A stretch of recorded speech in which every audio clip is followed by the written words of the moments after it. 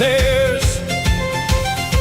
But Hetty raised a lantern and laughed right in their ears.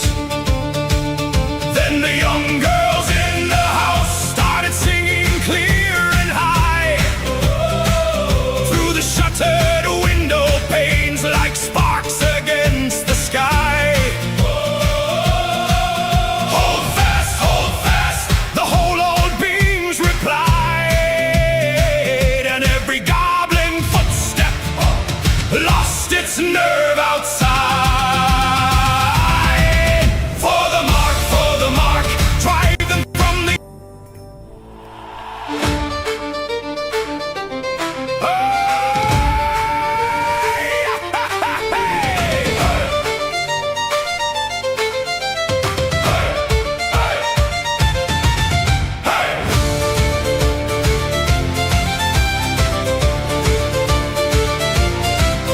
Down at Ironmark farm, a storm came off the bog. Green teeth at the gate and mud on every log. But Hetty at the porch rail with a broom and iron pan said, if you want my yard, boys, come take it if you can. Her son had a splitting maul, her daughter had a pole. The goblins came in snarling for the hens and beetroot row. They leapt up through the nettles, they clambered at the stairs. But Hetty raised a lantern and laughed right in their ears. Then the young girls in the house started singing clear and high, through the shuttered window panes like sparks against the sky. Hold fast, the whole old beams replied, and every goblin footstep lost its nerve outside. For the mark, drive them from the yard. For the mark, strike them hard, strike hard. Hetty on the porch and the children at her side. For the mark, let the cowards run and hide. The first one slipped on turnip peel, the second caught the rake. The third met son and daughter and learned what iron makes. They tumbled through the mud bank like sacks in a threshing round, and the girls inside kept singing till even the rafters rang out proud. Then the young girls in the house started singing clear and high, through the shuttered window panes like sparks against the sky. Hold fast, the whole old beams replied, and every goblin footstep lost its nerve outside. For the mark, drive them from the yard. For the mark, strike them hard, strike hard. Hetty on the porch and the children at her side. For the mark, let the cowards run and hide.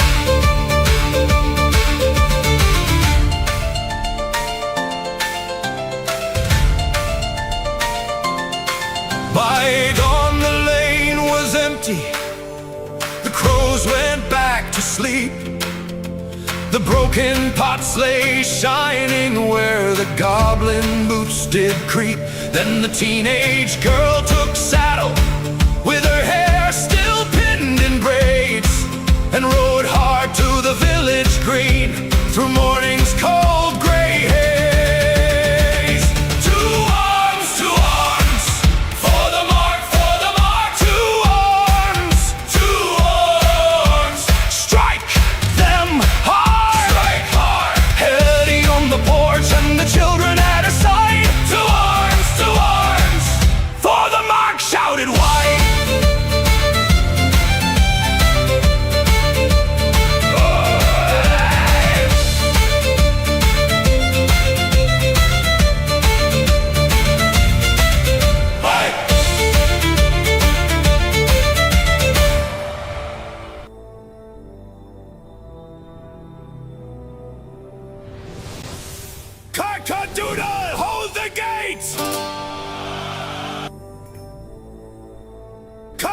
doodle, hold the gate!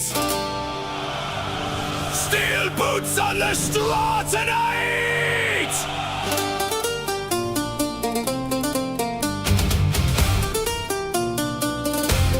Hey, hey!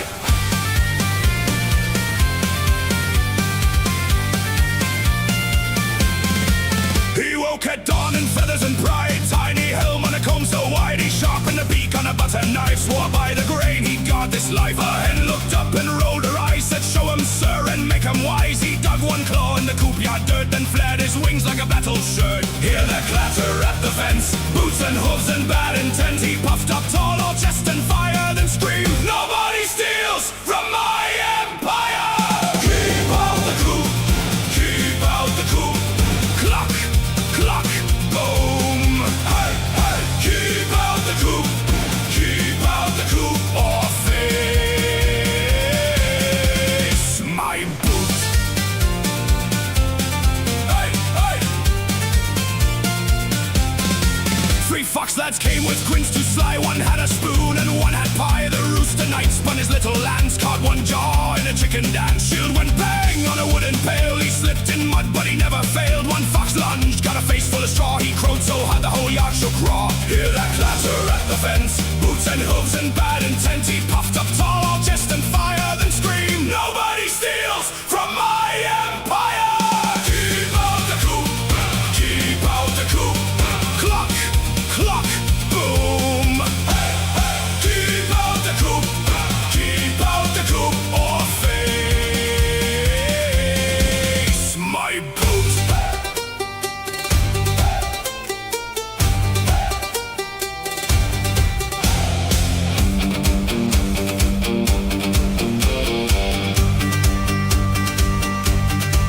Late by the moon, the foxes fled. One lost a shoe, one lost his head. The hens all bowed to the feathered lord. He drank warm corn like a king at war. Then one small peck and one last glare. He said, try again if you dare. Hey, hey.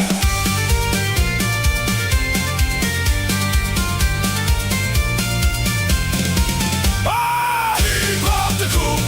Keep out the coop. Cluck, cluck, boom. Hey, hey. Keep out the coop. Keep out the coop. Our night broke through. Keep out the coop. Keep out the coop. Crow loud. Break loose. Hey, hey.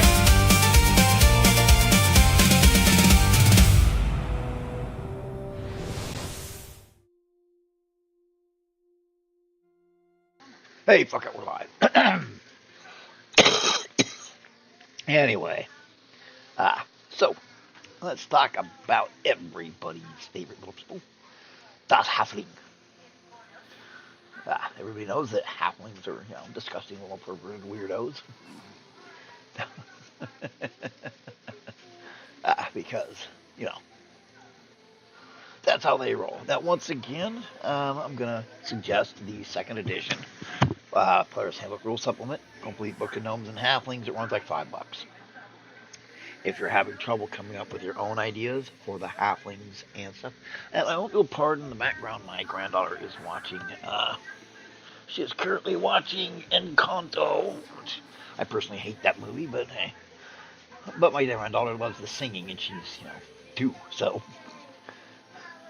Anyway, but so you can skip over designing your own stuff and go. Well, you still have to do some designing, even with something like this. Even if we jump to page 77,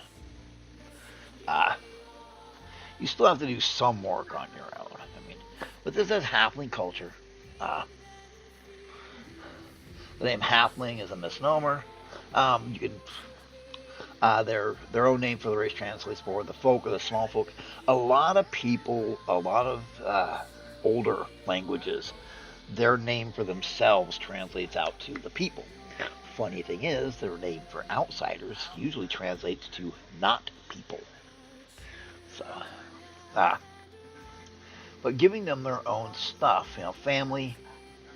This is something you should actually do for all of your races. You should start out with, the hearth and the burrow, where they're, where the housing, the home that they're going to grow up in.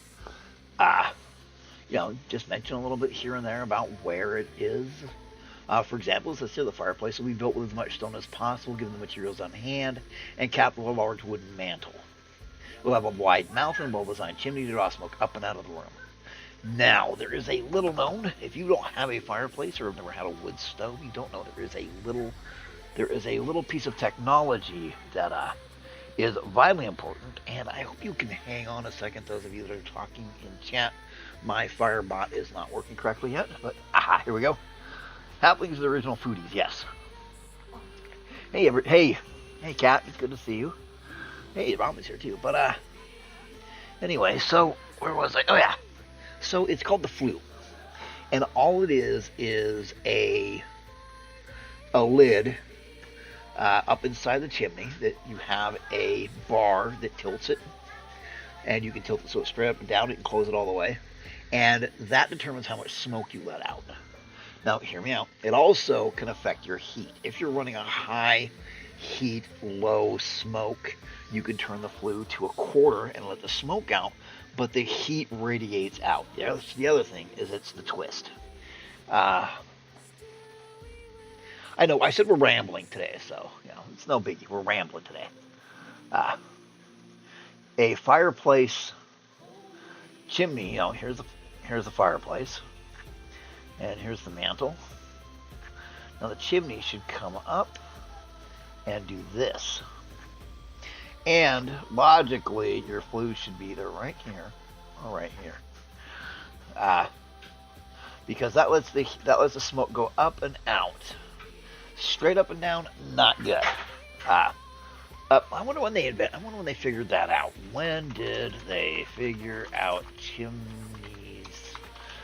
in houses need the bend in them? 17th and 18th century is how long it took to figure out.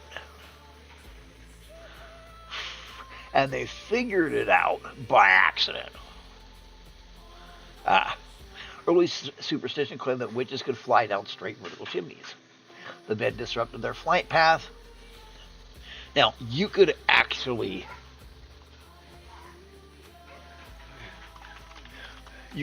have some fun with that.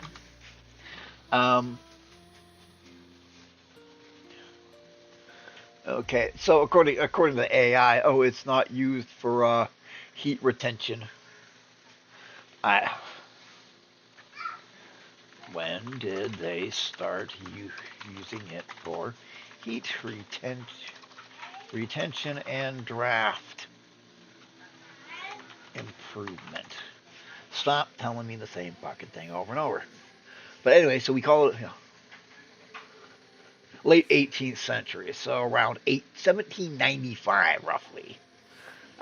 Most old chimney bends were structural accidents or the witch thing. The scientific breakthrough was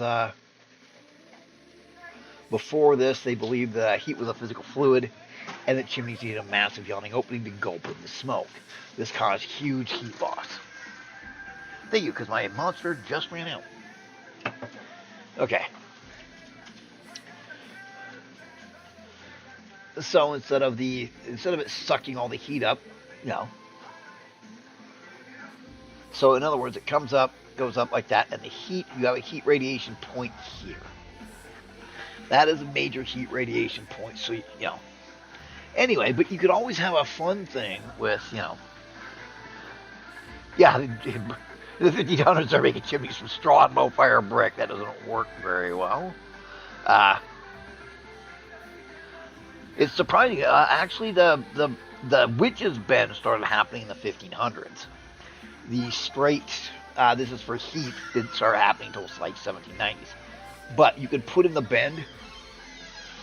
You could have it where inside the chimney you have like a bronze witch's mask, witch's face. Uh, to either scare the witch off, or this is where she face plants. It's kind of a comedy thing, which would be kind of different. I mean, but anyway, so halflings, of course. If you do this straight up and down, you lose a lot of heat. I actually lived in a house where it had a straight up and down for the fireplace, and oh my god, so much heat went up the fucking fireplace.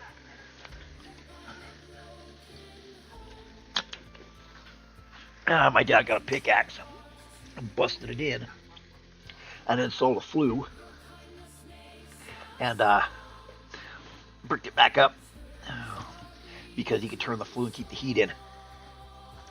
Two little inventions that matter horrifically. There are a lot of little inventions that a lot of people probably think have been around since the beginning of time that no, they're actually pretty Johnny-come-lately shit.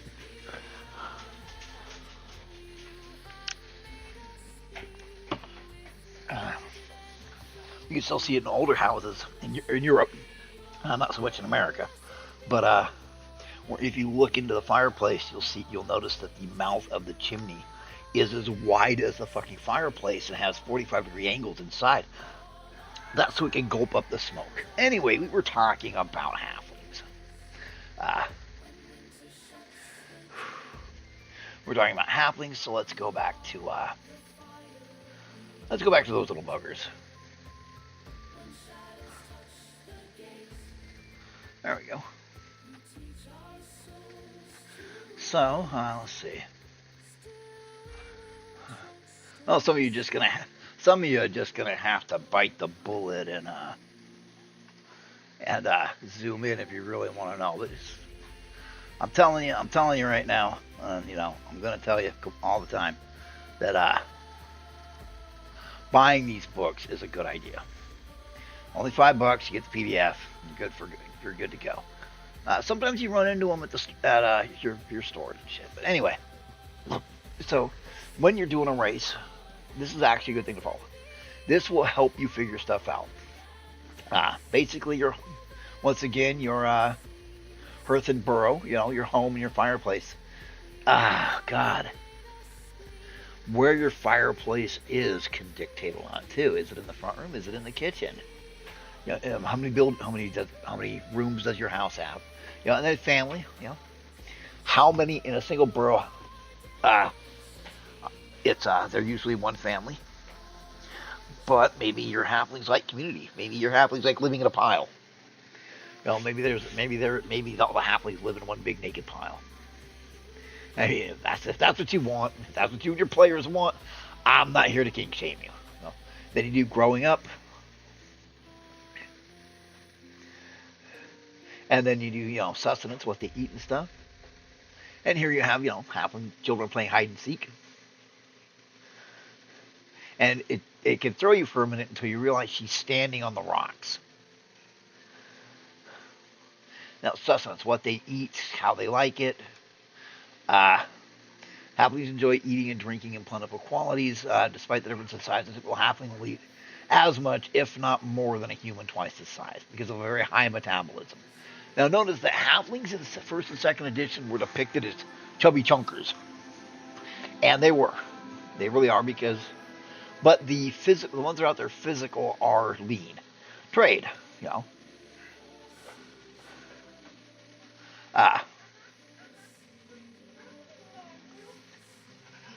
the trade and this is actually a pretty good thing about trade. One thing is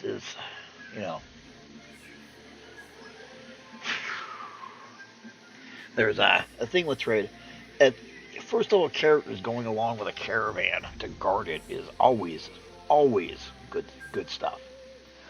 It lets the characters travel around. It lets the players see a little bit of your campaign setting, and it's actually is pretty good. And like I said, sorry about the background noise. That is my granddaughter watching TV.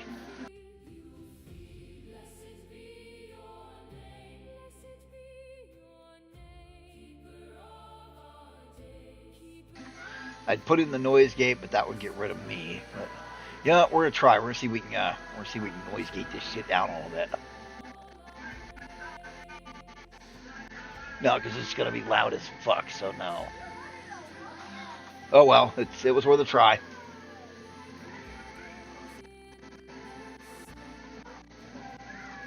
It was worth a try. But yeah, because now we gotta listen to it loudly.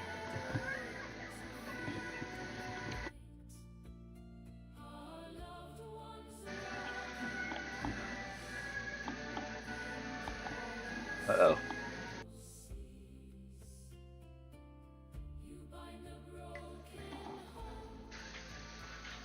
Okay, come on. There we go. Okay, I'm back. But, you know, riddles, why they like riddles, villages and shires, warfare, how that, you know. And then tactics they use during warfare, how they view magic, why most halflings are homebodies, why some halflings pursue adventure. Again, recycled art. There's one thing these books have in it, recycled art. It's kind of great. Yes. Hello, people. Oh wow, that's very nice. Here you go. Thank you for sharing that with me. Always encourage them for little things. She wants to show me stuff. That's one thing. That's one thing I have always done.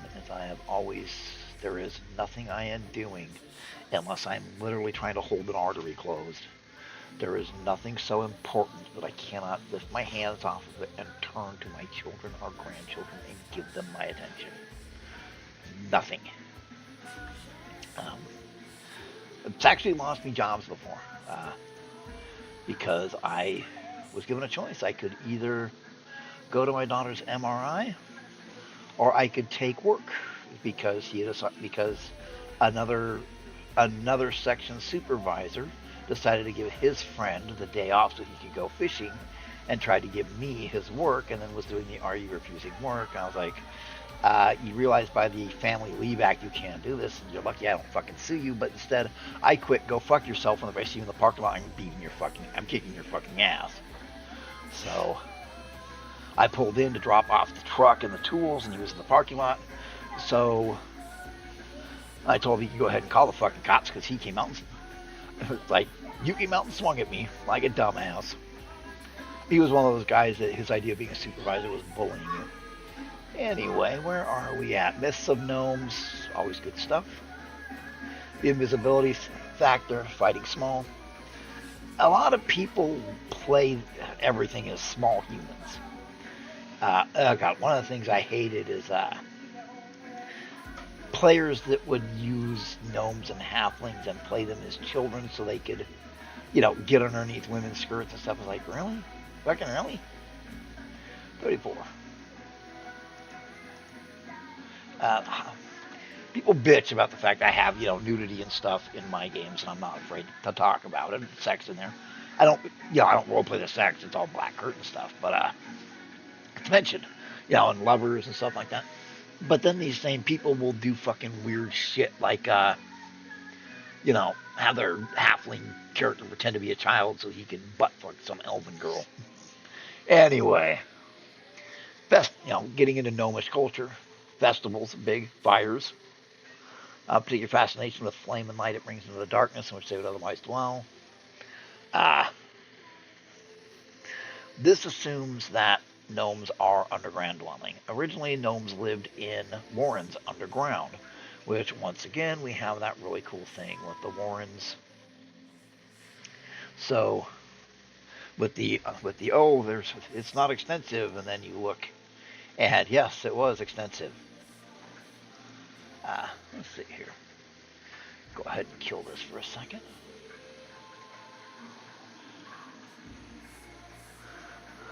Yeah, titty art and RPG should be boilerplate standard. And they should also have, I thought that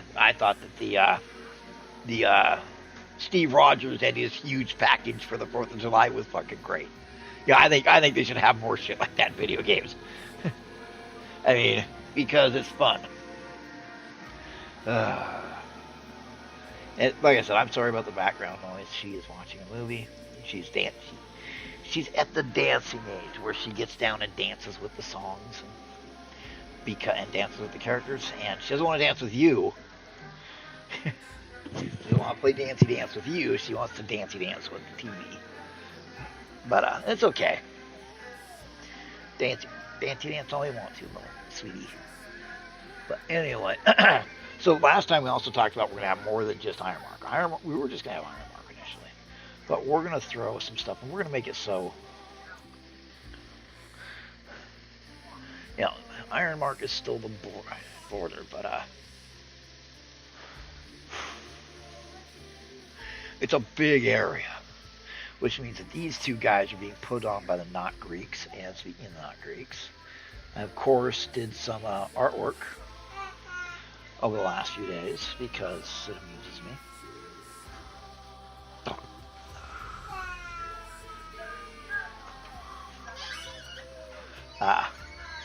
If you remember, we had the big orc to show us orcish not Rome.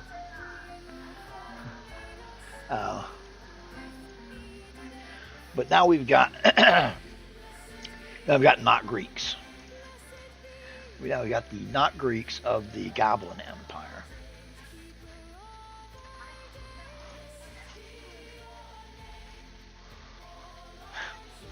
I mean, of course, they'd be a lot shorter. I didn't feel like messing around with it. I gave the goblins of not Greece a tree with a snake on it for their national and religious symbol, and we've got a good basis.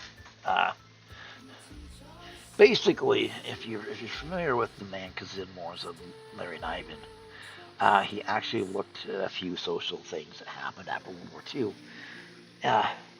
And he basically said that the... hang on, let me hit my inhaler again.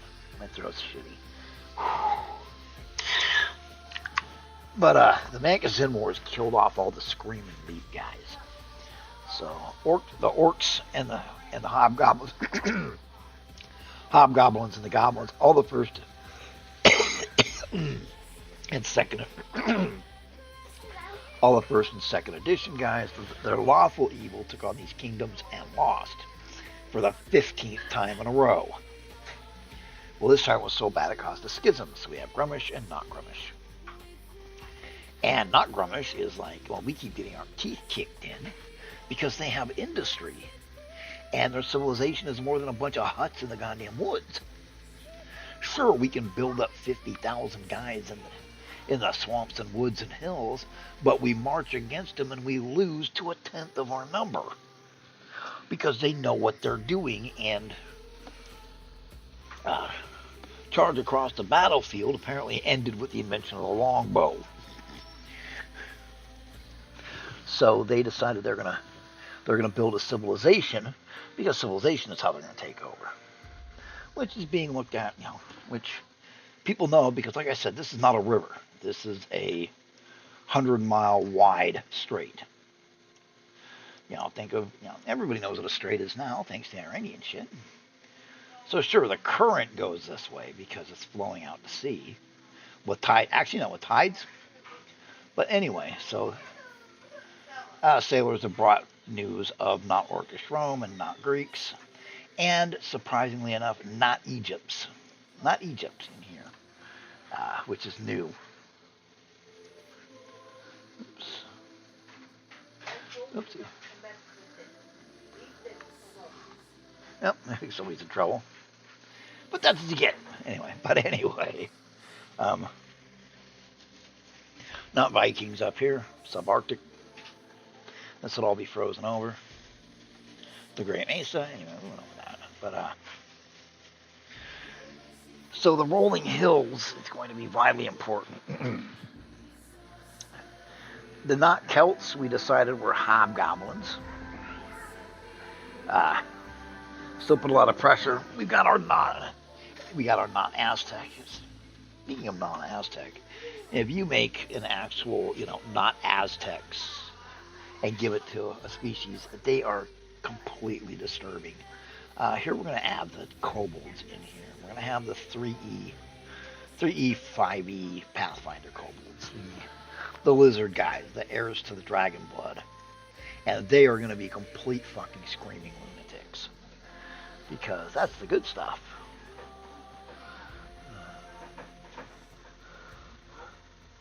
Oh yeah, it's a new... that shit started... the problem with titties is... the problem with titties started in the 2000s. What's funny is if you were on N-World in the early days of 3E, you saw the original start of the takeovers. Complaints about cheesecake. The Hunter's Guide to Girls created a huge problem. I created huge problems because I was an advocate of naked stuff. The Book of Erotic Fantasy, I could tell people never read it. I can always tell when people never read that shit. The majority of the people who complained about it never read about it. The majority of the people said, oh, it's gross and serves no purpose. Didn't read a fucking thing. Didn't read anything about it. But the infestation and the invasion began in the early 3E days on the M-World. And there's always been a backlash against cheesecake in fantasy. It's never people that like fantasy, but they'll tell you how fantasy art should be. But yeah, it's a blue hair thing for the 21st century. 21st century is defined by surveillance and censorship. Anyway, so besides that, we decided on. Hey, there he is. Oh, guess not. He's in here somewhere. Those of you that are in my gaming group, my gaming group can tell you all about her. Her screaming my life for you at the top of her lungs right before she explodes. There's an argument going on Twitter right now about how, oh, I hate it at the end of the fight when it's obvious the heroes are going to win, but it's just going to drag out and use up their resources. Yes. Fuck. 5e fucking players are such fucking weirdos. Anyway. And Kat is in the audience, so... there is Kat's character, the Bard, during the Rise of the Rune Lords. Well, I don't know. Go ask Grandma. Okay, go ask Grandma. But she's playing a crystal flute that they found for the mayor of Magnamar. She seduced him and ate him and spit him, chewed him up and ate him. I mean, that dude didn't stand a chance. Good rolls, and decent PG rated role playing, and boom, she's got her patron to get her into the. Yes, sweetie. What? I don't know. I don't know where they went. Well, why don't you watch TV? I don't know, sweetie. She's 2, so I can't understand her, but she's trying so hard with her words. I don't know. But she's learning that words work, and it's difficult. You actually have to pay attention.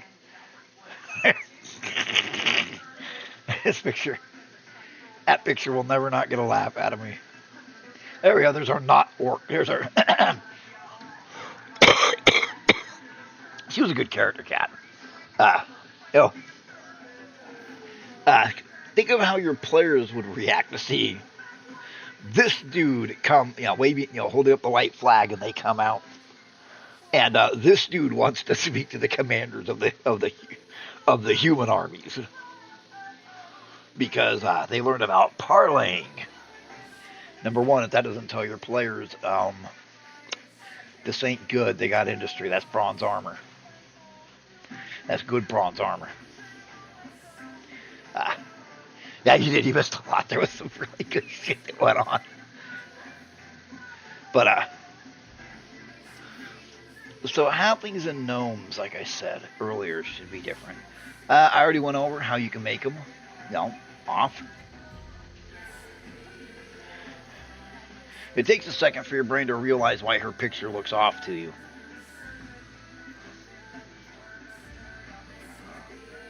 The same with this one. Well, there's a reason they look off. And we went over that. In previous. Uh, Gnomes Paladin, Hafling, Ranger, but still, that eye trick is a lot of fun.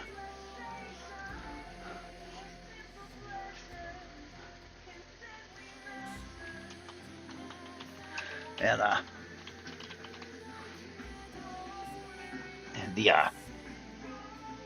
hang on, my brain is locking.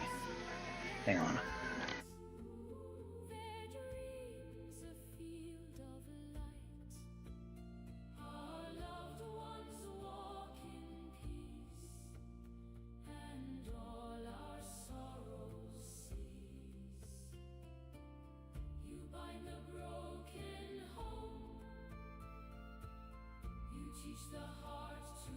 All right, I'm back. Sorry about that. My brain completely glitched out. It happens. It happens when you go without oxygen for a while. Anyway, but we determined that for our game, oh god, she's turning it up. Anyway, but she's dancing. But gnomes.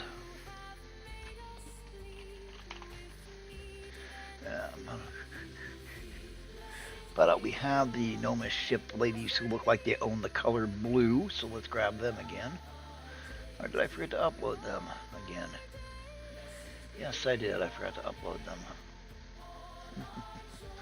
But I gotta have the gnomish ladies who look like they own the color blue, which is actually not a joke in medieval times. They could literally be the only source for that particular dye. And it would be completely realistic. Excuse me. I'm gonna throw that in there too. But there's a reason why I've always said nudity and stuff has its place in there's the gnomish ladies in fantasy, but and the amount of people are like,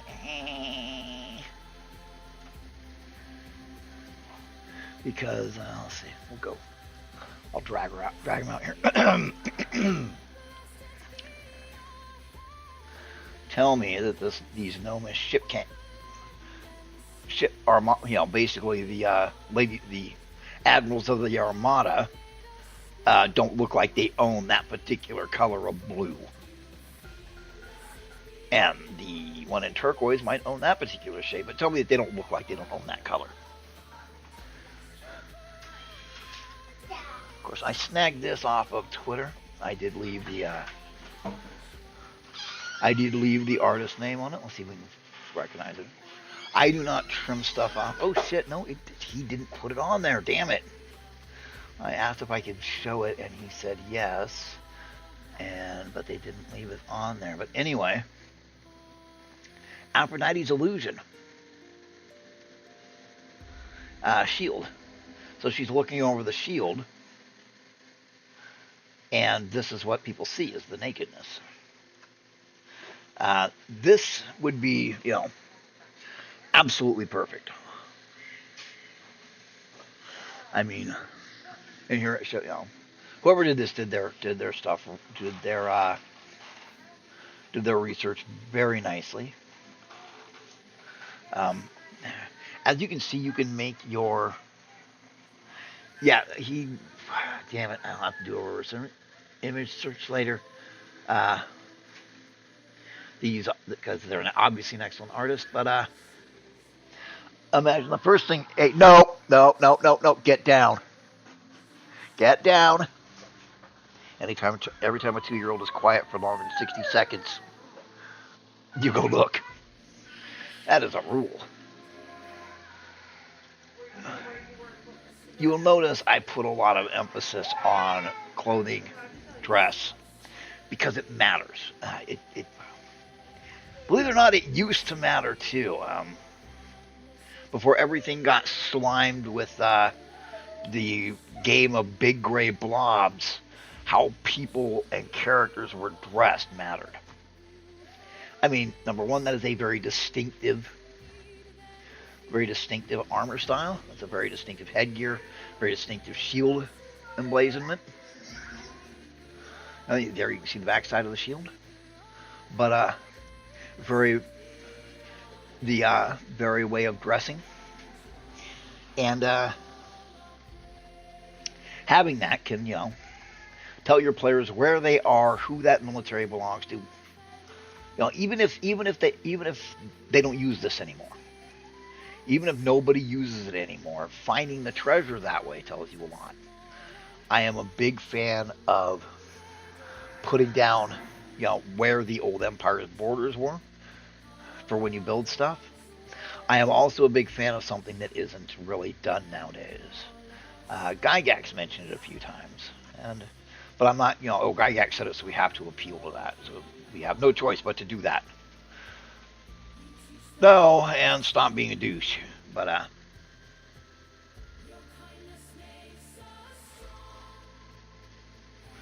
change map.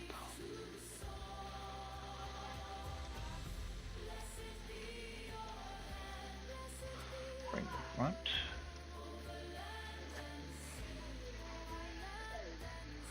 Change layer. Tokens. There we go. Pictographic cuneiforms. This is an interesting thing. Gin to lock.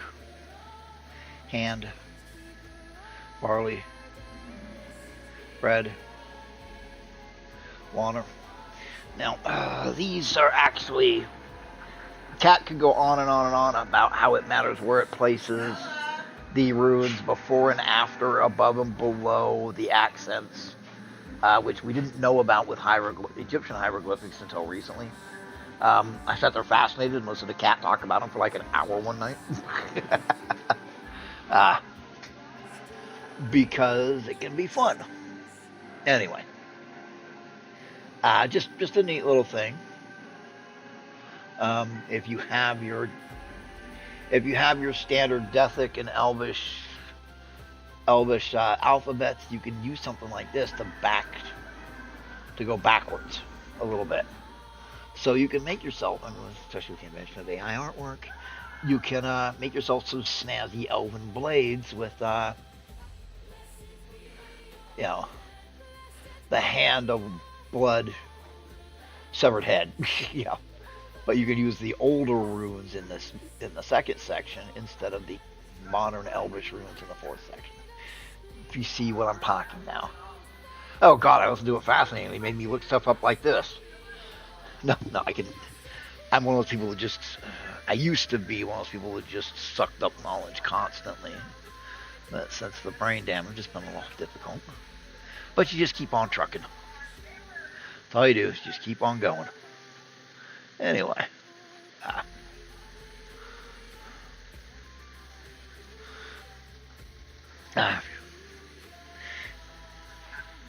Picture making orcs like this. As a way of showing their high status, the orcish elite speak both orcish and common. Not orcish Rome is more densely populated than New York City or Waterdeep. Gladiators in ancient orcish Rome fought mainly other orcs and regularly fought animals. The orcs and the not Greeks are constantly at war with each other. Knowledge of making concrete. Now that would be hilarious. The orcs stumbled on concrete. Although I actually have it where the gnomes did. But anyway, the other thing is I like this picture right here with our gnomish ladies. Because if you look, the dock has been sheathed in marble. That's an actual thing they used to do.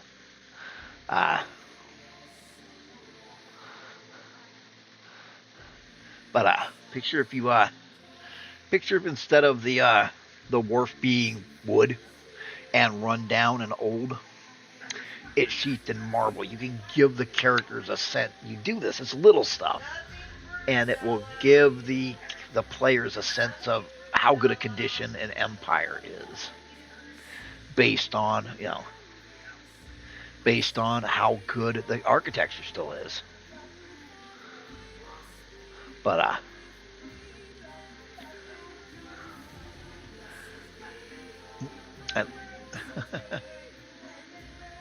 anyway, yeah, this channel, this talk is gonna get totally copyright struck. I mean, big time. I'll be lucky if it's not already silenced, because they're gonna hear that shit in the background. But anyway,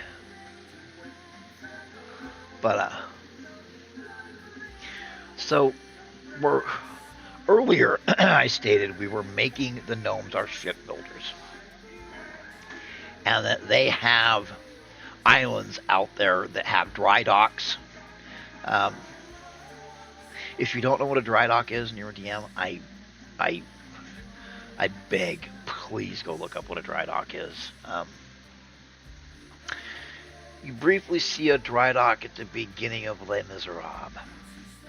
When they're dragging the ship in, they're dragging it into dry dock to repair it.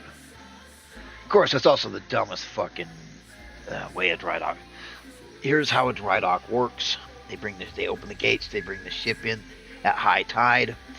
The bottom of the dry dock is at a V, or it's got a cradle built into it. The good ones have cradles built in that the ship will settle on as the tide goes out. And then once the tide goes out as far as it will, you close the gates, which are watertight, and then you pump the remaining water out.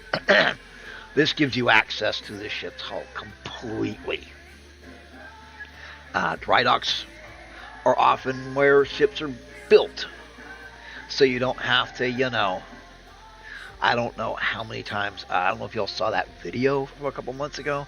The Chinese went to launch a fairly large ship, only they had built it up on an above ocean dock, and so they tilted it and they ran it down into the water, and the fucking thing's back broke.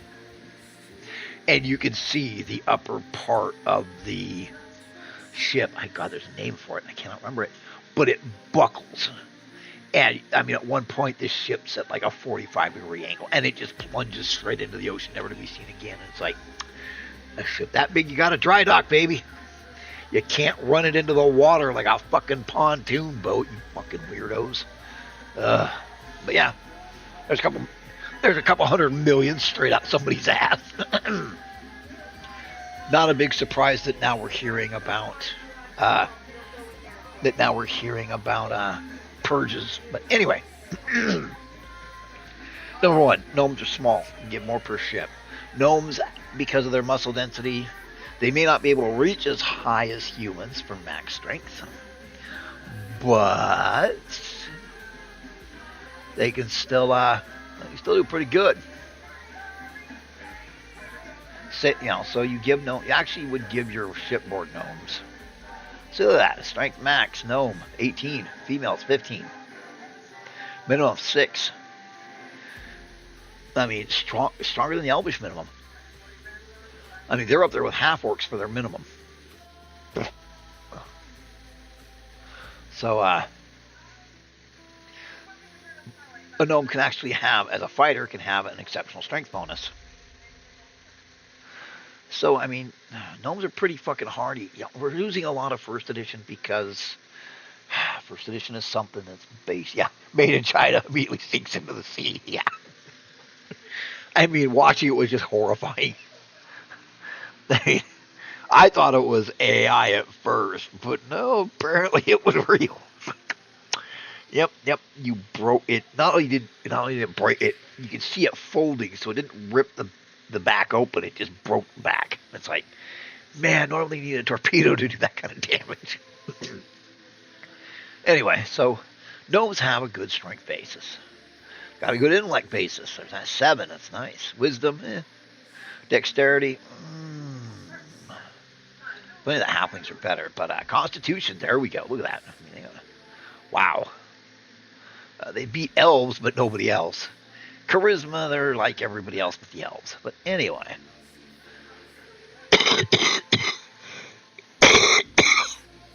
So you can have the gnomes be ship magnates. that map that they're looking at goes over sea currents. That map would be worth declaring war over. I mean, if some asshole mugged these ladies and they stole the sextant, the obvious fantasy sextant, and the two maps, the gnomish armadas would go to war. Because, it has coastlines, ocean currents, air currents, and the sextant to read them.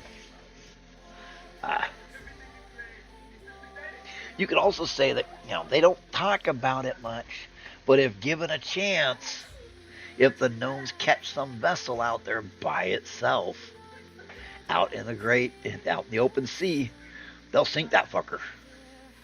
If they think they can get away with it. Because that way, they're really big on their, we dominate the oceans. You add stuff like that. Where a lot of people go with the everybody gets along all the time. No, that's not how life works. That is absolutely not how life works. People hate each other for the dumbest fucking reasons. See, this used to be common fantasy art.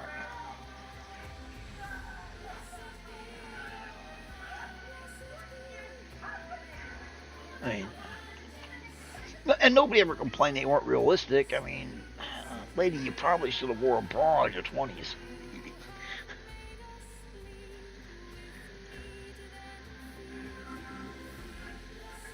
But, sorry, I shouldn't have said that. That was rude. Funny, but rude. But anyway, we're going to use a lot of my favorite stereotypes over and over because my favorite stereotypes are my favorite stereotypes for a reason. But, what we're going to do is we're going to build this. And we're eventually, like I promised, we're eventually going to put it all together into PDFs and have a nice little setting that you can download. And if you watch, if you'll have watched it, you'll know every single decision that went into making this. It should be fun.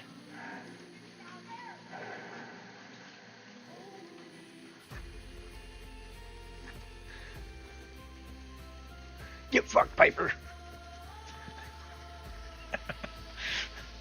Everybody admits that's the greatest Fallout 4 gift ever. Because whoever was playing that was screaming. Not much. That's a great fucking gift. But,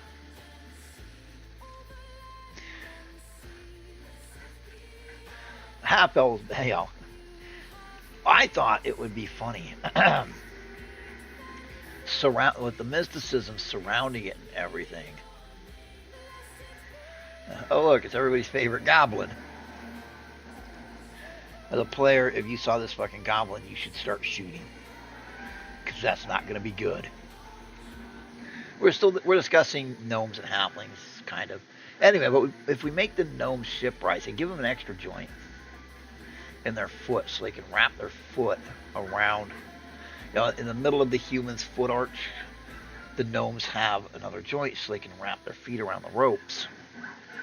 And presto changeo, you've definitely got something new. Anyway, so let's see, gnomes, halflings. I think let's see, halflings, like I said before, we had two types of halflings. We have the Shirebound, which are the ones that, Shires, which are huge agro farms, and the caravan ones. And,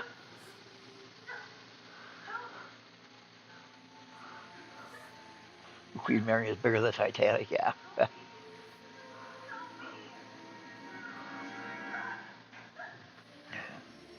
Yeah, the pilot log would be worth more than the ship. Yeah, absolutely. The pilot log for that Sea Strider ship would be worth more than the ship itself. And that right there gives you adventures that aren't your typical ones, Why is the gnome with the adventuring group when they're going out into the wilds? Well, you have two types of water gnomes. You have the The basically the Greenfoot and the Mudfoot, and Mudfoot would be the river ones. Of course, river ones are a little bit heavier competition because humans are like, this river goes through our fucking kingdom. You gotta pay taxes, baby. But which could lead for some interesting stuff. Yeah, knock volley gun set in the crow's nest. I actually did a playtest a long time ago where the gnomes had cannons, and which they had sealed casks and gunpowder and stuff, but they had cannons on their ships and flintlock pistols. But because you're in a magical world where you're looking at magical alchemy and magical hardening.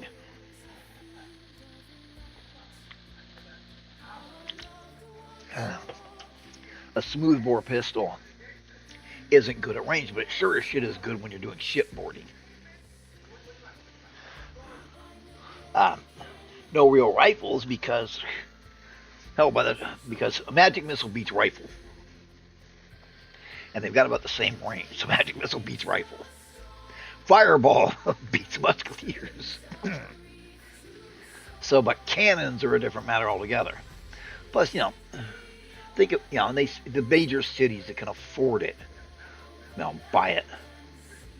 But it's pretty easy for the gnome. Remember, this is going to be a world where the gods are active. So the gnomish god can make it so that you literally can't make gunpowder without his blessing. You just end up with a mixture of bullshit. I don't know how many times I had a player in the early and mid 80s. I had a player try to, I'm going to mix saltpeter and blah, blah, blah, blah, blah. And then they look at me and I'm like, I don't know what you're looking at me for. That's the recipe for gunpowder. I know.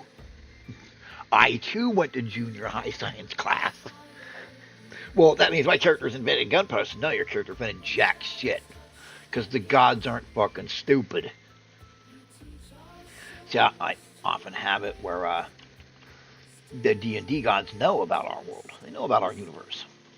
It scares the fuck out of them. Because look what we did without any gods, without any magic, without any divine intercession, aside from a very hands-off deity, if you want. We harness the power of the sun to destroy our enemies. No fantasy world god is going to allow gunpowder or microchips or, you try to build a Babbage machine and they're going to hit you with a fucking moon. Because gods know what that leads to. Earth. But no, always make sure that your gods are interactive with the setting. Now, people go, why did the god just reach down and eliminate the necromancer? Because they have rules. Because they have rules, you moron. Real easy. Gotta have enough of a. We can just take it straight from video games. You have to have enough influence in the region to be able to use divine powers. One cleric isn't gonna do it, although you can channel power through that cleric. Oh look, now we have a reason for clerics. And paladins. I like making it where humans are the only paladins. Because fuck all the rest of these races, it's humans only. Now, the old 3E books had the Black Guard. If you really want to have fun, Ironmark has paladins, Not Rome has blackguards. Yeah.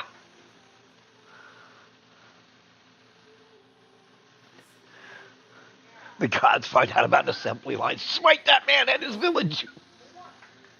They wouldn't fuck around either. The god of knowledge would be like, whoa, whoa, whoa. This dude's designing base 8. Boom, the whole village just explodes. Why do bad things happen? Because your grandfather was inventing gunpowder, so he wiped out the whole city just in case. And you also got to make it work. The gods aren't have, when looking at the surface of the world and the mortals on it, the gods have the vision of a 1970 Soviet satellite. In other words, not very good. Anyway, our gnomes, they rule the seas. Now, if we go back to our map, we have down here the Sargasso Sea. You come out of here, the current's just going to try to loop you around this. Forever. You get caught in that and you're fucked. You're done.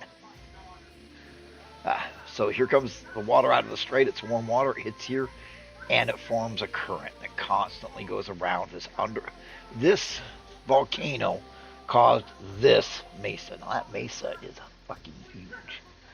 That mesa is almost 2,000 miles wide. But it's 3 miles deep right here. See, I used the light blue to designate the shallower water. This is past the continental shelf. So all this really is the continental shelf drops through this channel. Oh, I'll put it in there. There you go, sweetie. Thank you for being so good and bringing your garbage to the garbage can. Okay, bye-bye. I love her so much. But, then you have the not Vikings. Make the not Vikings, not orcs. But, again, look up. Look it up. Where are we? Okay. So, we've got our halflings, we've got our gnomes, we've got our half-elves, we've got our elves. We've got our humans. We've got everything. So it looks like we have finished the races, boys and girls. And we are going to take a quick break.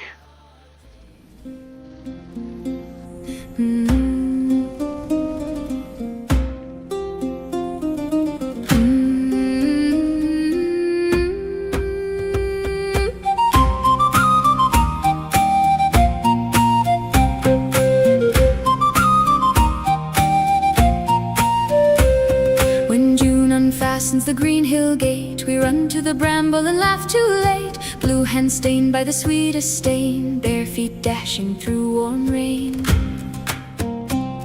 We fill our pails by the hedgerow seam, red beet shining like a harvest dream. Mother calls from the linen line, come home before dusk time.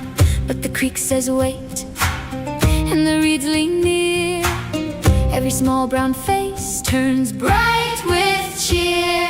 Summer, summer, berry gold. Summer, summer, summer, summer, take us whole. Take us whole. Berries on our fingertips, berry bowl. Joy with every sugar kiss.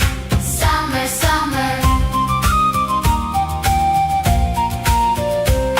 Down by the water, the minnows flash. We plunge our heels and we make a splash. Little ones chasing the silver pull, old nets waiting by the mossy pool. My brother casts from the alder root, thin line singing for a shy fish shoot. Then we hide where the willow bends, count to 10 and be found again. Shh, the creek runs clear and the sun runs long.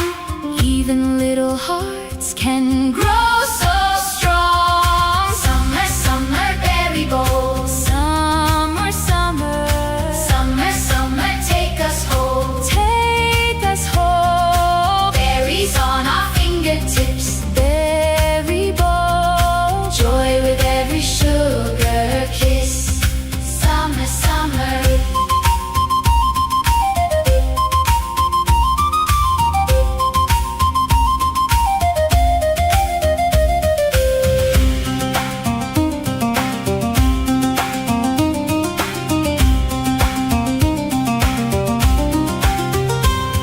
When the lamps are set in the common room and the night leans in with a honeyed bloom, 2 old cups and a shared small smile can turn one glance into a while. By the firefly path, hand in hand, a baker's daughter and a fisher's man. They speak so soft, they speak so near, like the dark itself might bend to hear. Hush now, listen close to the nightleaf song. Even grown hearts wonder where the bright days belong. A thumb brushes lace, a sleeve finds a sleeve, and the whole room knows what the warm dusk leaves. Summer, summer, berry bowls. Summer, summer. Summer, summer, take us home. Take us home. Berries on our fingertips. Berry bowls. Joy with every sugar kiss. Summer, summer. Summer, summer, creek song bloom. Summer, summer. Summer, summer, me and you. Me and you. Hide and seek till stars appear. Hide and seek. Then love walks home through firefly dear. Summer, summer.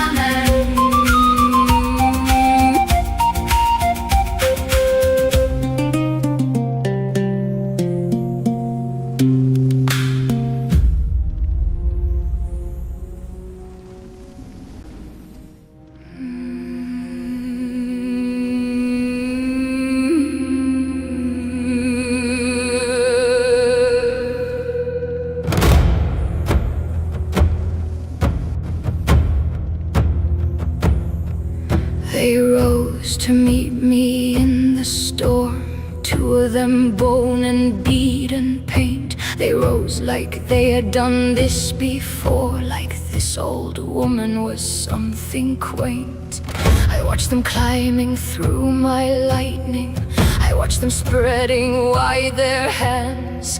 I tasted something coming off them, something neither one had planned.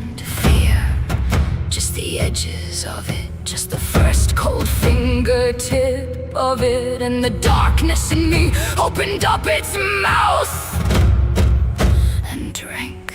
I am old, I am cold, I am deep. I have buried everything I loved, and I did not sleep. I am old, I am cold, I am deep. Below me the men of Ironmark are dying. Below me banners fall and break. I rake the horde with cold dark fire. I do not pause, I do not shake. My left hand finds the lightning, my right hand finds their throats. My grief becomes the wind beneath me, my rage becomes the notes. They thought that two was all they needed. They thought that two meant I would fall. They forgot I am not fighting. I am not fighting them at all. I am ending them. There is a difference. I am old, I am cold, I am deep. I have buried everything I loved, and I did not sleep. I am old, I am cold, I am deep. I will teach you what fear tastes like, you who fed on smaller things. I will show you what it looks like, looking up at what grief brings. You sent your hoard to my daughter's village. You weighed her life and called it small. You thought the cold ash on my hands was all that I was after all. But I have been carrying this darkness since before your mothers drew their breath. I have been a widow's silence. I have been a patient death. Can you taste it now? What I'm tasting off you. Can you feel it now? That cold thing at the back of your mind. That is not the storm. That is me. That has always been me drinking. And then from below, that voice. That voice I have hated for 40 years rallied to me. Men of the mark.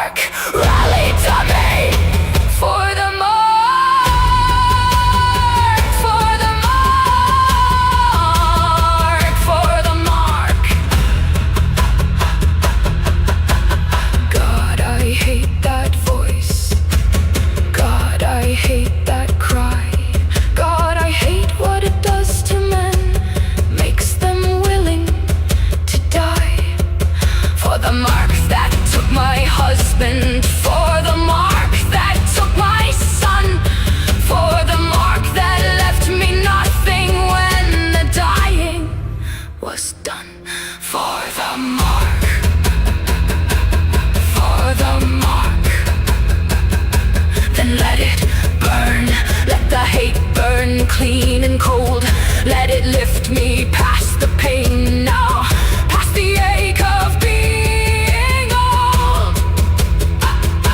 He knows it is me that I am here. He will never know this cost. He will rally all his dying men and never count what I have lost. But his voice goes into me like iron, and his cry goes into me like flame. And I rise above the two of them, and I speak the oldest name. And they finally understand what fear actually tastes like. I am old, I am cold, I am deep. I have buried everything I loved, and I did not sleep. I am old, I am cold, I am deep. I am old, I am cold, I am deep. Below me the mark still fights. Below me the mark still bleeds. Above me there is nothing left of what rose to bring me to my knees. My hands are still gray with her ashes. My hands are still gray with her ash. My granddaughter rides in the darkness, and I am not done. Done!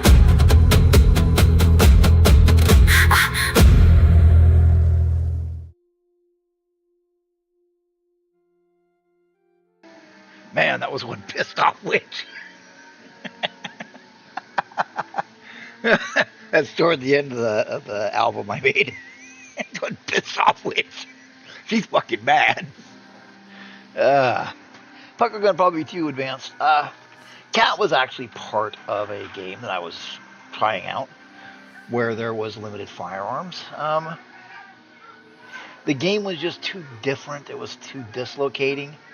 I liked it. I thought it was a good concept, mixing Celtic with Japanese and adding in firearms, and having where the Gatling guns broke the back of the Orcish and Goblin hordes, but it scared the gods so much that they laid a curse on them.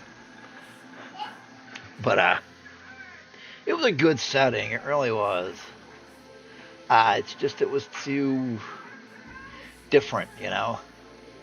You had to worry about corruption when you used guns. My wife's character was an investigator with 6 guns. And, yeah, I made it where people respected and feared the player characters. And, you know, Ishif was a samurai. So, I mean, he was a lord. And, again, I think she was a witch again. Kat's good at playing witches and bards and stuff like that. She's really good at it. Usually people have problems with those. Anyway, but you know what? We were done with races, actually. That pretty much handles them all out. Half-orcs are usually spies. And since the not orcish Rome are the orcs that look, you know, their half-orcs can, you know, can look human enough. I mean, there are some half-orcs that look almost perfectly human. Oh man, so it was something else. I mean, we flat out had the scene where, you know, they've got the guy cornered at the edge of the wharf, and it's 150 foot down from the cliff edge, and it's raining, and they're trying to, you know, they're yelling at him, you know, to give up his gun, and you know, my wife's character's like, get down from there, or I'll kill you, and he's like, yeah, but they'll kill me, and then he looks at him, and he just steps off, and plummets down to his death. I'm like, what the fuck? Basically, I was running it like Magnum PI in the wreckage of Mount St. Helens. And it was really a lot of fun. It was, I don't know. It was a lot of fun, you know. Cat liked it. But there was only 3 players at the time. But anyway, so we need to do, oh, that's right. That's right. Boom. Wait, that's not right.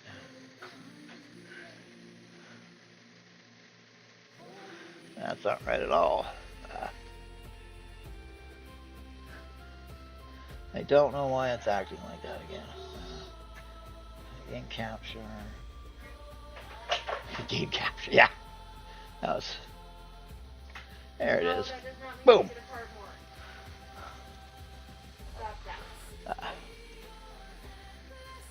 Gonna have to open this up a little bit.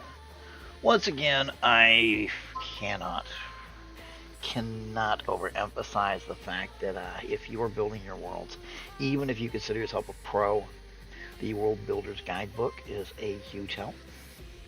What's funny is the World Builder's Guidebook recommends another book, which I think I don't have it out, unfortunately, and I'm not sure it is. So I'm not going to pause so long. But the World Builder's Guidebook recommends for the European Dark Ages use the Charlemagne's Paladins book. I've got that. It depicts Europe during the Dark Ages, where kings are a little more than chieftains, surrounded by warbands and bodyguards. My wife, in the game she plays in, likes to call that the Age of Warlords. Warlords have a very specific place. If you're playing with Pathfinder, a really neat thing to do is to give the warlords themselves 3 or 4 ranks of mythic tier, and then have it where they are lending out their Titan Fire to their lieutenants. So, you know, no more than their charisma modifier of lieutenants, and up to half their tier. So you've got the warlord and his lieutenants that are all mythic powered, but they're mythic powered because of the warlord. And when the warlord is killed, the lieutenants go all they can be only one, and they go Highlander on each other. And the last one has or they go Highlander on each other till one gains more power than the others. And then the rest of them swear to him as long as he gives them Titan power. It makes for some interesting, very interesting play in the warlord areas, especially if you want to have where you're, you know what? Why don't I show you what I'm talking about? All right. We've got multiple kingdoms that need to be done anyway.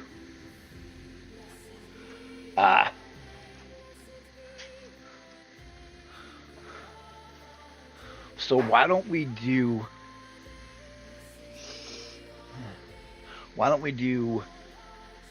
some warlords down by the Not Greeks? Okay, we're going to do some warlords down by the Not Greeks and make it basically this outer band. Okay, so they wouldn't have more than 100 to 200, so we're only going to give them a 1 hex, 1 hex wide by 2 hexes. So 250 miles is that's a 10-day ride. It's a huge fucking kingdom. That's a problem. But you know what? We're going to ignore it because we don't care. Okay. So we'll use this a little bit. Kingdoms and society language. We can, we can say that the warlords. I'm in here anyway, so let's open up a handout. Okay. Warlords. Oh god, I used to call them the Shatter Kingdoms. And the Shattered Kingdoms were run by warlords, immensely powerful warlords that each of them had at least one tower maiden. And that is a beautiful princess locked in the tower, and they would fight over them. They'd fight over the princesses. You know, they lay siege to each other's palaces and shit. But anyway, okay, so we've got warlords. We'll do like one as an example. Okay. Please stop playing with styrofoam. That hurts my ears. Now, as it says, in many respects, the Dark Ages are a step backwards from the Roman Age. The organization of a central government is replaced by renewed tribal loyalty or fealty to warlords. Intensive agriculture is found only in a few suitable areas, and animal husbandry becomes a much more important part of daily sustenance. The study of tactics and maneuver in warfare fade as crude war vans and fires or levies become standard military unit. Technology level can describe backwards or barbaric areas in standard Middle Ages type campaign. Or you can move it up a little bit. The system of personal loyalty that evolved in the Dark Ages becomes stratified into the feudal model of a king, vassal, knight, and peasantry.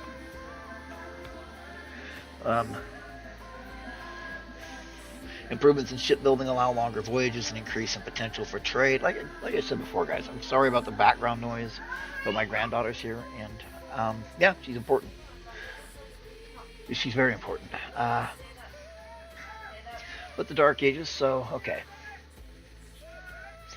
And the not Greeks are of course, the Age of Heroes guys. But, and I forgot where I was at because I'm fucking dumb. Because sometimes I'm just stupid. Hate that. My brain's been messed up for a while. I'm sorry about that. I'm sorry about that, guys. It really sucks because my brain used to be so much better than this. But anyway, it doesn't matter now, does it? Doesn't matter at all. We just keep going with what we got. Age of Heroes is there it is. Age of Heroes is oh wow. I've got a bunch of fucking files. Oh, thank you. Damn it. I know I've got this shit somewhere. And I don't know why I'm bothering.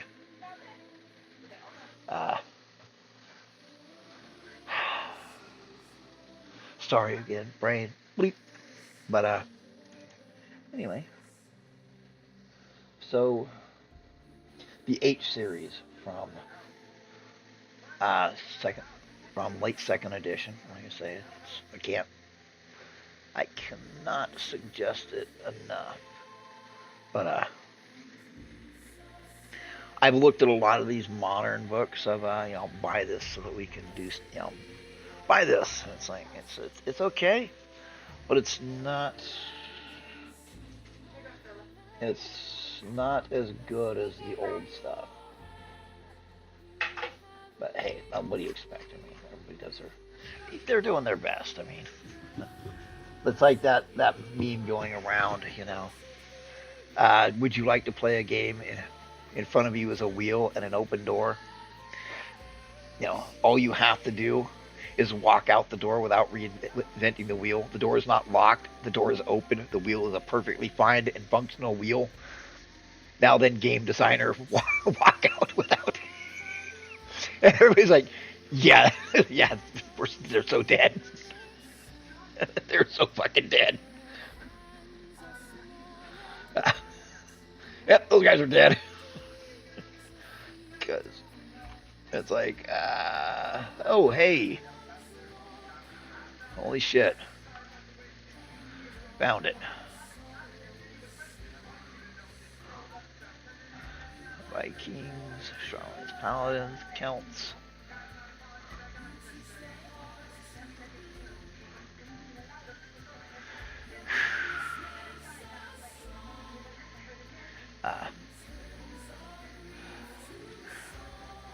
Give me a second.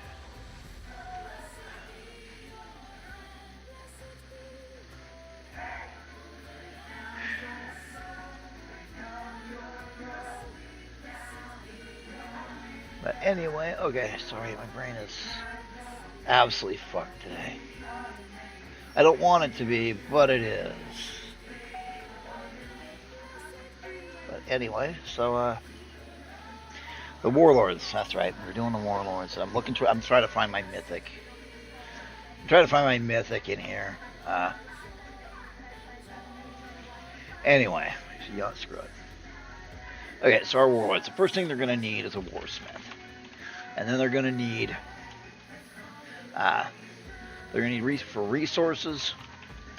They're going to need iron, carbon, coal, copper, tin, coke. Get away probably with that. Crops, sorghum, wheat, corn, modern corn. A lot of you are like, oh, back then corn with it. Just slap them, okay?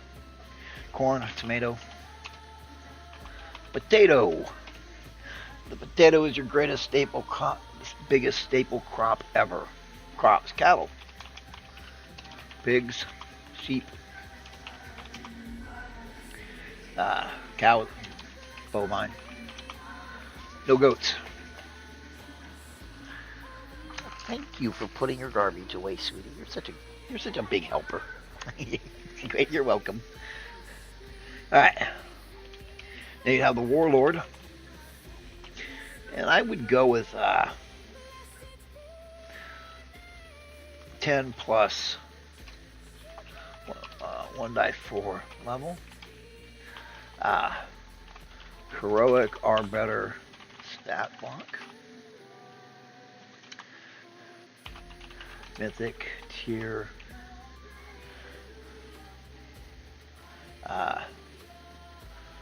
2 to, well, no, 3 to 5. 3 to 5. Lieutenants, no more than charisma bonus. Each with mythic tier 1/2 of warlord. Okay, each lieutenant in charge of a cohort group. Okay, now's when we get some use out of the Dungeon Master's Guide again. Was it? Yeah, it was the Dungeon Master's Guide. You know what? I'm just gonna search for it real quick. 1E AD&D troops. Should know what I'm looking for. Images.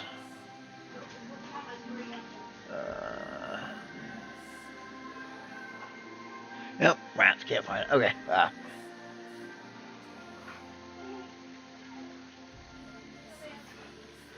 Fighter troops. Y'all know what I'm looking for, right? I guess I could look up my DMG.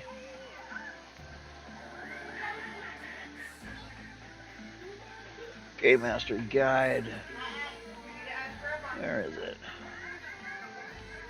But well, we give him troops.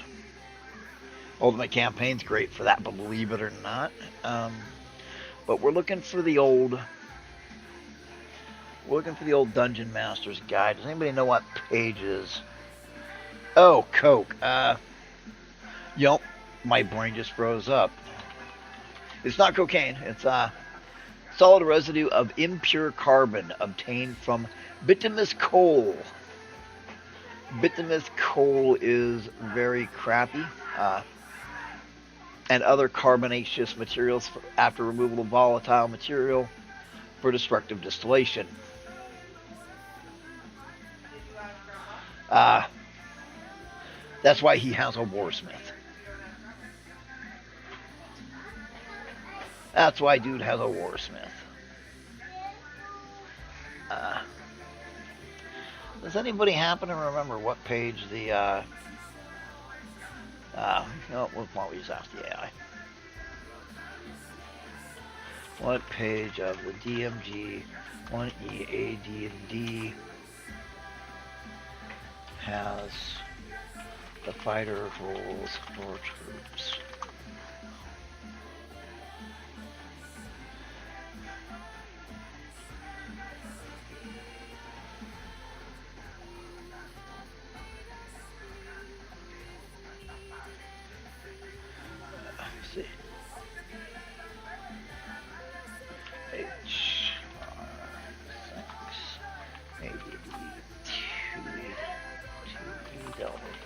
but I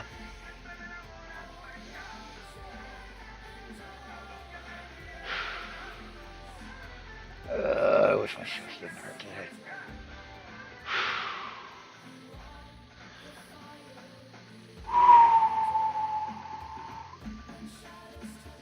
She just let us down. Anyway, I don't know what I'm doing. I lost my other words. Sorry, I'm having a little bit of trouble tonight. I try not to. I try to keep my shit together, but that's why I say, yeah, we're just gonna ramble on about shit, because yeah. But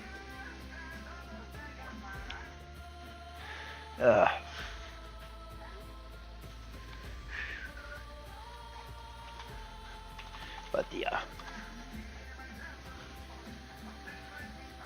let's see Player's Handbook. That's why I couldn't find it. Let's see. First edition Player's Handbook.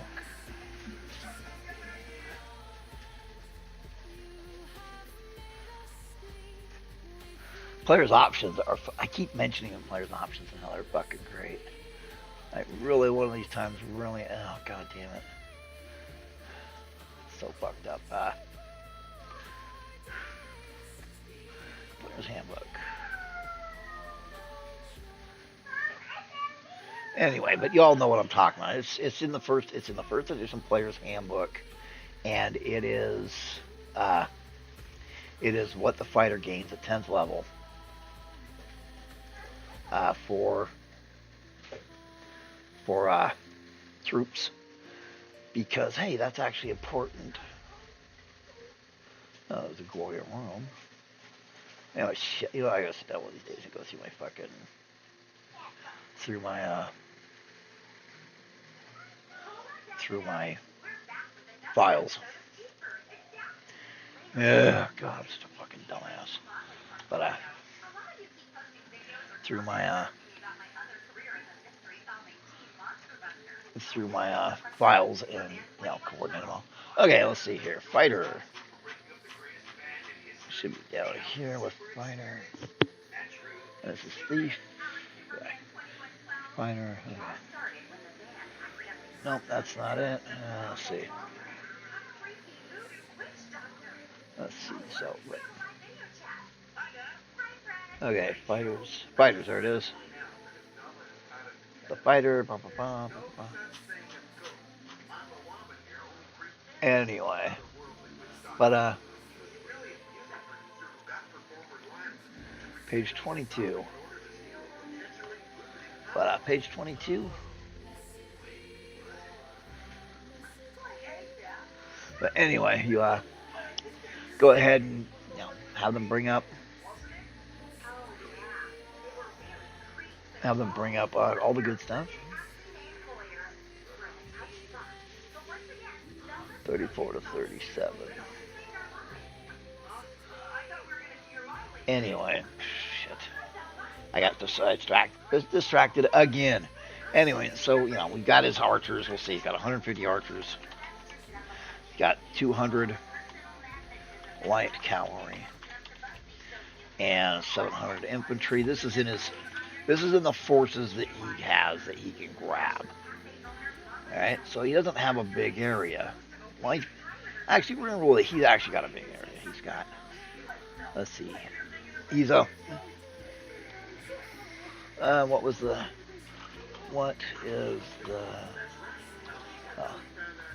How long does it take to ride 250 miles on a horse? And 8 to 12 days. Well, to march 250 miles on foot. That should be closer to 30 days. 10 to 17 days. So they can keep up with the horses. 15 miles a day, 16 to 17 days. So yeah.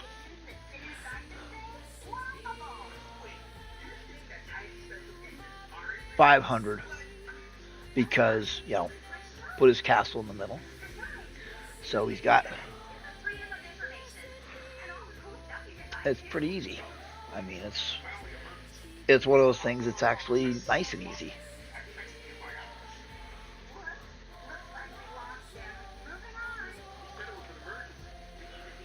But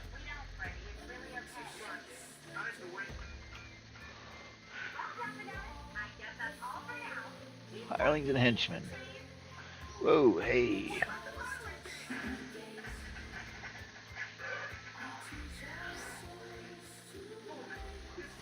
There it is, mercenary soldier. There it is, right there.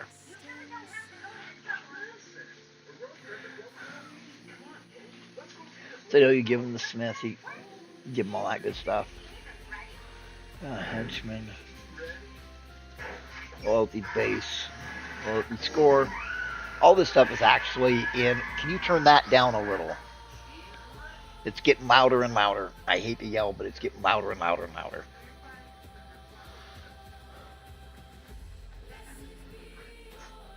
But especially since that's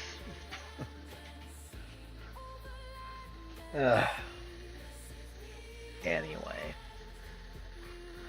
Sorry about that. Anyway, but yeah, I don't mind. I like Scooby-Doo, but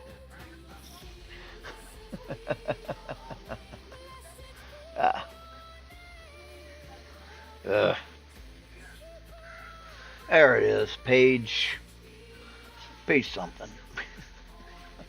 Page 16. Roll once for leader, roll once for troops. Although in a Pathfinder you can actually get more. But back then even the clerics and the clerics and the rangers, they got the clerics and the rangers got them some followers. It's always funny when your clerics have heavy infantry, and then of course you use the old rules. Anyway,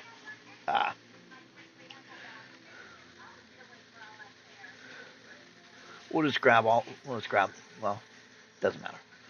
So you've got your basic warlord jumps in. It's like hooray!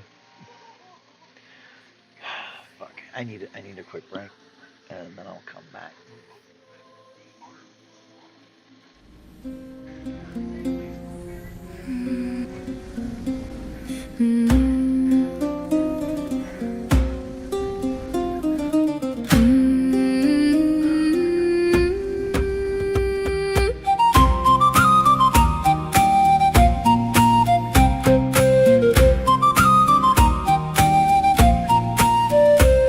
When June unfastens the green hill gate, we run to the bramble and laugh too late. Blue hands stained by the sweetest stain, bare feet dashing through warm rain.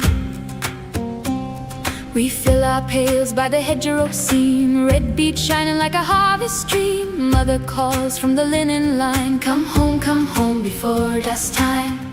But the creek says wait, and the reeds lean near. Every small brown face turns bright with cheer.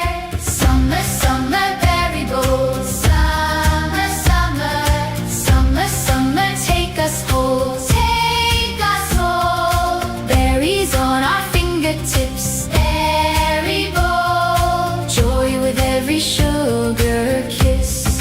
Summer, summer. Down by the water, the minnows flash. We plunge our heels and we make a splash. Little ones chasing the silver pull. Old nets waiting by the mossy pool. My brother casts from the alder root, thin line singing for a shy fish shoot. Then we hide where the willow bends, count to 10 and be found again. Shh, the creek runs clear and the sun runs long.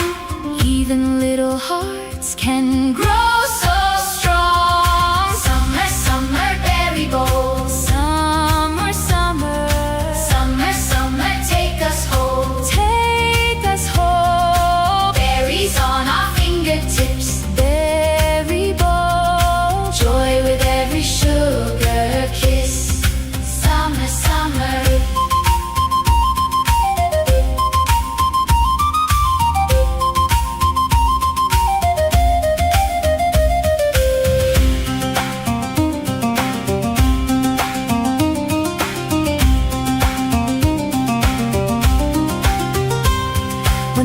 are set in the common room, and the night leans in with a honeyed bloom. 2 old cups and a shared small smile can turn one glance into a while. By the firefly path, hand in hand, a baker's daughter and a fisher's man. They speak so soft, they speak so near, like the dark itself might bend to hear.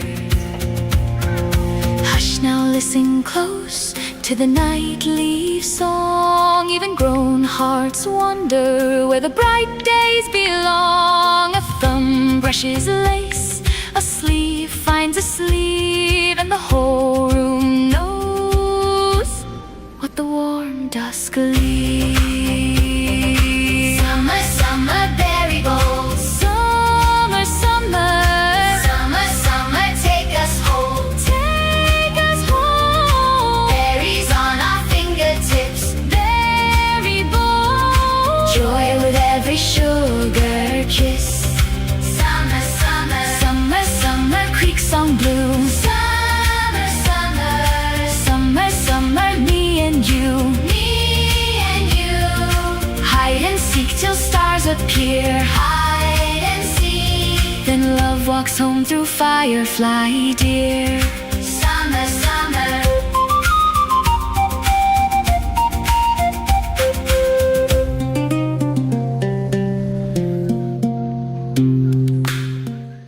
Okay, we're back, and I got my head straight again. But fuck, my head's just in circles today because because it's okay. It's just where it is.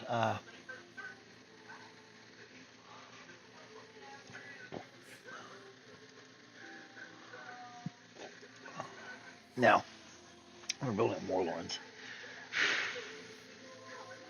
So, that was, I don't remember which one that was, but anyway, I keep, recommending all this stuff, but then I turn around and go, just do it yourself.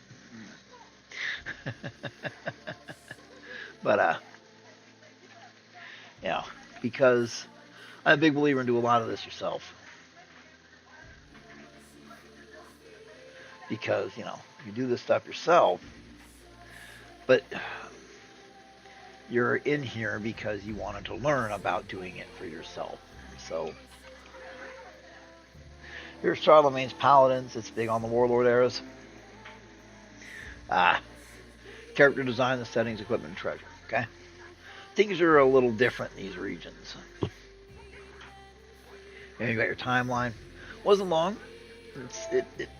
The Dark Ages are a very bad misnomer, but we can argue that all fucking day.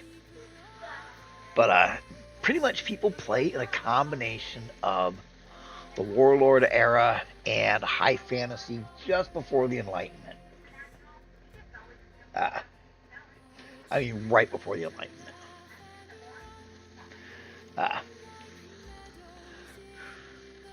And it doesn't have to be that big of an area for a lot of adventure. If you look up what happened with Italy, you'd be like, what is this, a Mary Sue nation? The rise of city-states. Now here's what you want. The Greek Dark Ages, that's a better. The rise of city-states, 800 to 500. Oh, this is for the Age of Heroes for our not Greece people. So what you have is, I don't need that, but what we have is a barrier of warlords surrounding everything but Ironmark. Ironmark doesn't have the barrier because, they are former warlords, but the warlords got pulled up by the country. Why don't we say that this is it? Right there is the end of the warlords. The other countries, they don't have warlords because no warlord forces can stand long enough. Which makes that interesting because this country could be isolated with warlords on either side, on all sides. Now the warlord territory would contain one major fortified settlement, probably from the Fallen Kingdom, but not always. And then they'd have, we're going to go with 1 die 6 plus 4 agricultural villages or towns. 1 die 4. 1 die 4 industry towns. And then 1 die 4 plus 4 mining resource settlements. Settlements to include logging. Alright. That gives, oh shit. That's your average gaming group doesn't need much more than this to stand on. To be honest. You know, you could put them against the not Greek. You know, the not Greeks down here, you know, that are in this region. That are in this region right here. And they would know about the not Egyptians. Hell, you could even put them right here. This would be a sweet spot. You'd have another warlord's territory. You'd have this kingdom. You'd have the ocean. You'd have the not Greeks. And still close enough to so warlord territory is not necessarily a bad thing for your game. So that's our stuff on warlords. He's a warsmith because, you know, without it. Alright, but let's do a little bit of work on, say, this kingdom, where is our fun little thing? Little builder's guide. Alright. That player's options book, if you can ever run across the black cover player's options books from 2nd edition, grab them. The magic one didn't impress me, but the rest of them did. And my players absolutely love splitting up each statistic into 2 separate statistics. And people really, really fucking got off on that. I mean, it made them very happy. But, because, you know.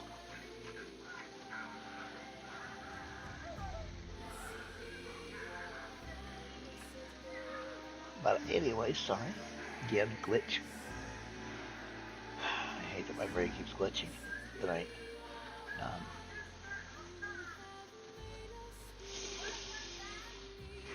Anyway. And when your brain just says, haha. But, so we don't really need to roll on this part. We don't want to roll on this part. Actually, you could end up with some interesting stuff by rolling on that. Let's have a little fun.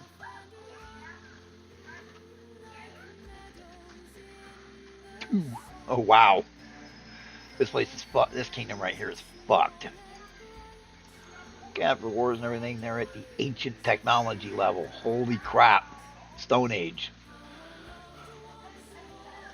Stone Age isn't as primitive as most people believe.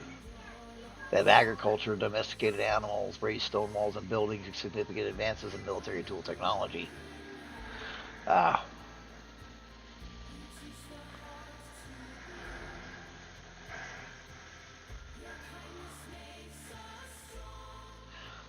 It's very much, you know, the Stone Age, I mean, we could do it. And we could do it because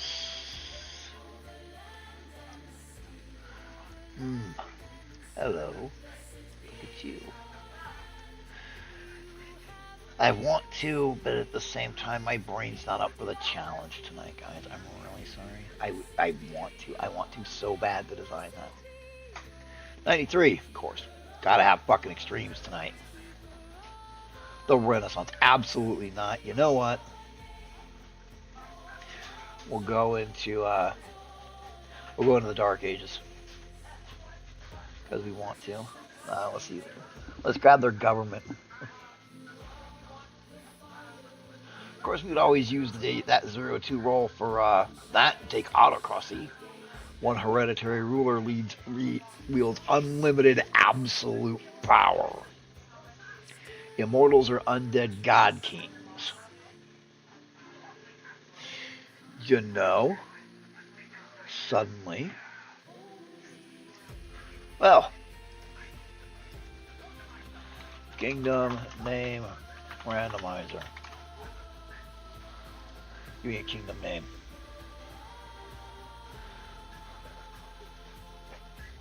Let's go with I go with age.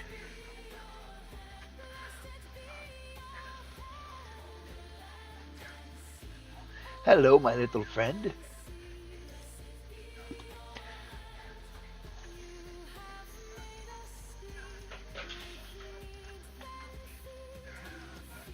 Boom. Hello. The Agathage Empire. We got our first lich. No, seriously, he's the first lich. No, actually, he's probably an old lich. You know what? Let's get to work. Let's get to work, boys and girls, and make ourselves a kingdom. Agathage Empire. Let's see. Might as well put my thing to work. But so we're gonna have to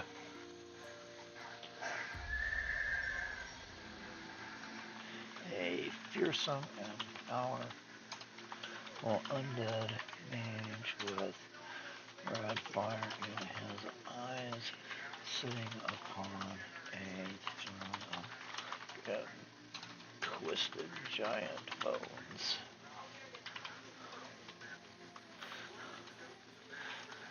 On a dais in a throne room with banners depicting an open palm with a flame over it.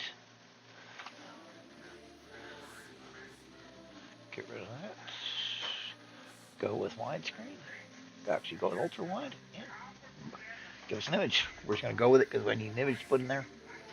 Presto, changeo, alakamizu. So we've got, we really should have done up our history. Okay, I love him. I love him, and congratulations, dude. You have earned your place in the Ironmark setting because holy shit. Wait till you see this asshole. Fuck. I mean, this dude. This dude is, nothing exists without my permission.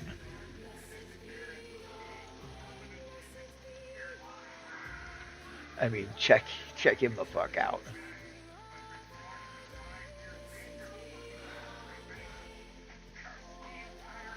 Oh, wait, you can't see him. Hang on. I will hide this for a second. I mean, check him out. Hey. This motherfucker is all about. So, yeah. Huh? So it's government type autocracy. Fucking sweet. Damn, dude. I thought you might like to see him. So, yeah. Alright. Plus, I'm juggling a shit ton of stuff. Alright, so we go down here. It's an autocracy. So, bum. Got it. Type. Autocracy. All power resides in the hands of Charles du Malak.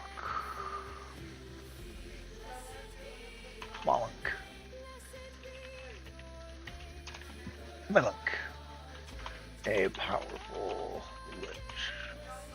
Warrior king. We'll give him a couple level, let's see.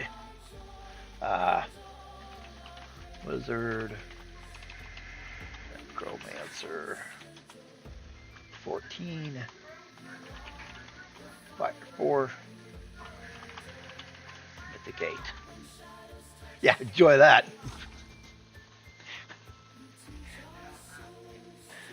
Mythic 8. Why doesn't anybody stop him? You ain't stopping him. Now we'll find out what kind of kingdom he runs. The overall kingdom.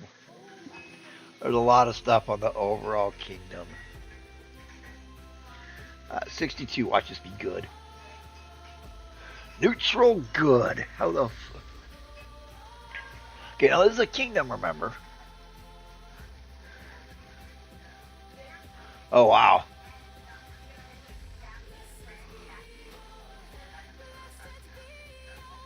It's neutral good, and we will now pause while the player's eyes twitch as they try to figure that out. Alright. Neutral good.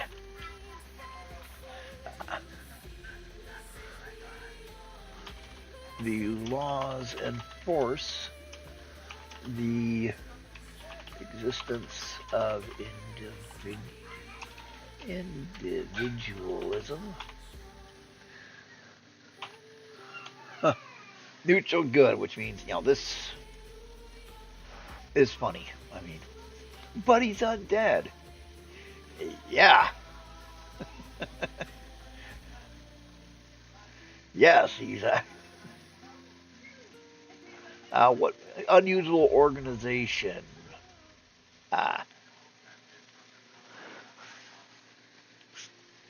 Unusual laws, the nature of magic, persecution, planewalking, spell jamming, raiders, unusual racial rule, unusual social system.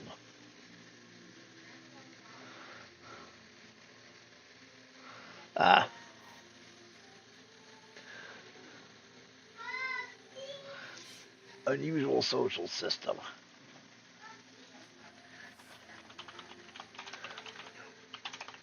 I mean, sure, he's a lich. Okay, extensive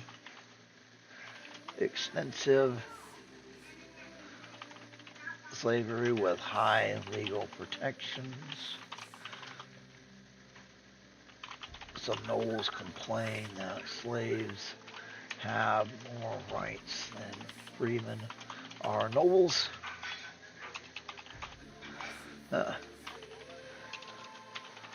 Sorcerers are enslaved in order to control what the Archmagus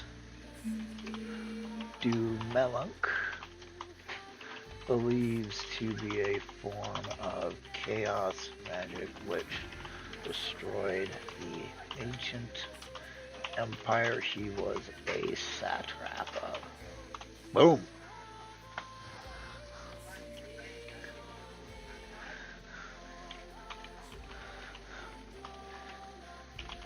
Family patronages and what's that called? Basically loyalties. Thank you very much. Oh, greatly. Even the most lowborn slave wears the symbol of the family that sponsors, owns them. Nobody is without a sponsor. Those who are quickly please the warlord lands before they are enslaved or worse. Okay, there we go. Unusual society, social system. So we keep going down.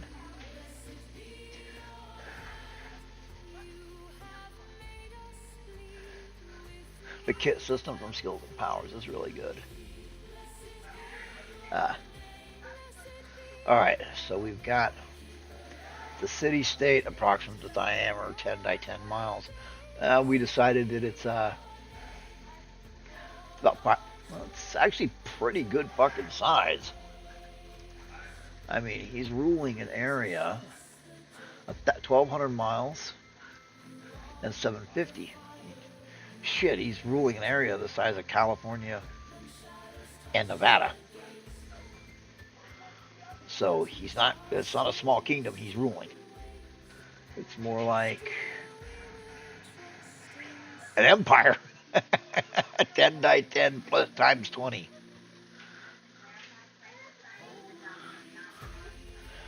Roll 10 die 10.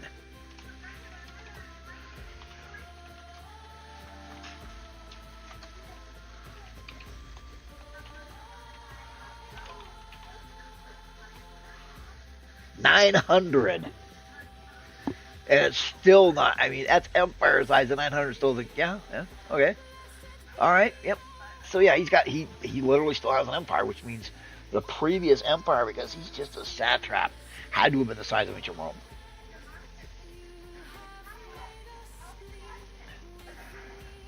So he's fucking huge.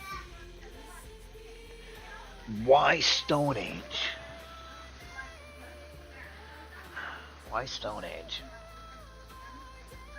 Well, cold iron can affect most summoned creatures and most undead, especially powerful ones.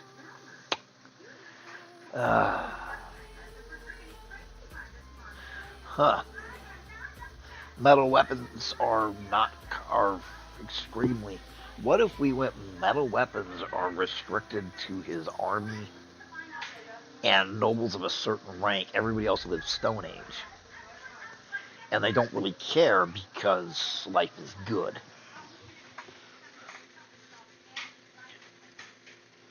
So, Stone Age. Stone Age technology. Metal, bronze, is reserved for the higher nobles. Iron is reserved for the elite military units. Steel is reserved for the Archmagus' personal guard. Boom! Just in technology, we now have a case. You would be surprised what you could do. You can't do a sawmill.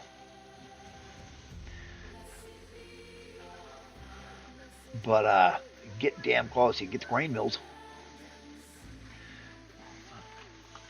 The only exemption is sawmills.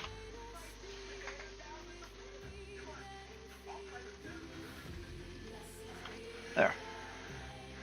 Okay. I enjoy doing stuff like this greatly. World size and kingdom size. We're not worried about world size. We're not worried about this because we already have that. Climate, we already know. It's in the... Which climate band is that in again? Oh, wow. He's right where subtropical turns to temperate. So that's a lot of rain, baby. Remember, an inland sea generates its own weather system. Fuck my side hurts.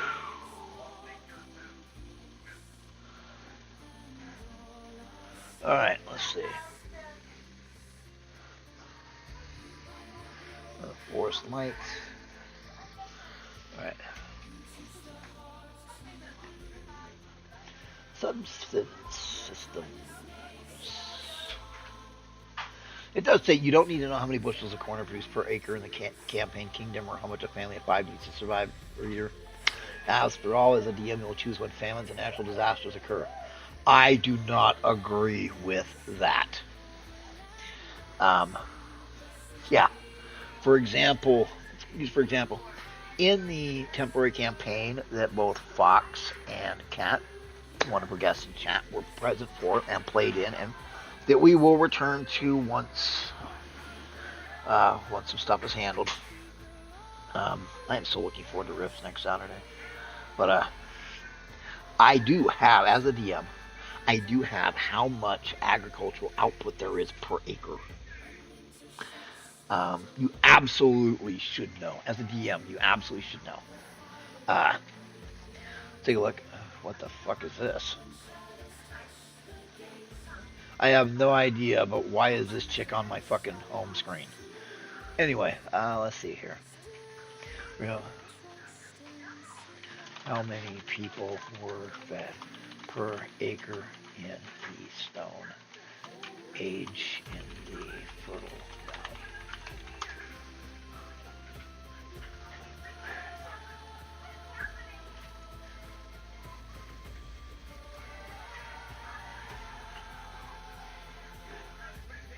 Now, modern, a fucking shitload of. I think we've got like 113 people per acre with modern farming. It's like, holy crap.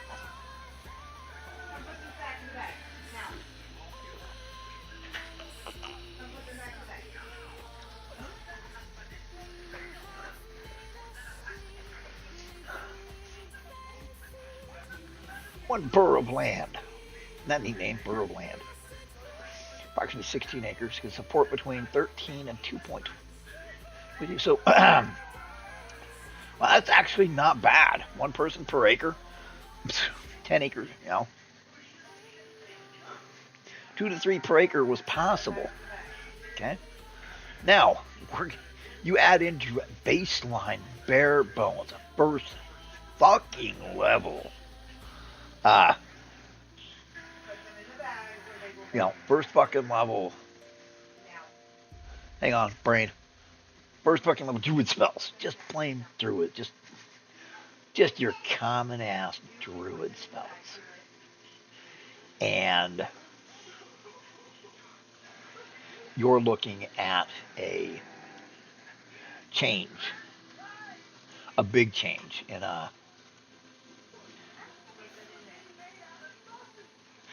you're looking at a big change in how much you can pull in per acre. Let's grab the player's handbook. Player's companion. Pathfinder, ultimate campaign, ultimate equipment. That's all I need. Ultimate wilderness. I will double click on that. Because we're going to be using ultimate wilderness. Undead Ramen bought me ultimate wilderness for my birthday. One year, the year it came out, and I fucking love that book. I mean, it's fucking awesome. Mastering the Wild. Did spend a little too much time on the wildlands, but hey, what you gonna do, right, guys?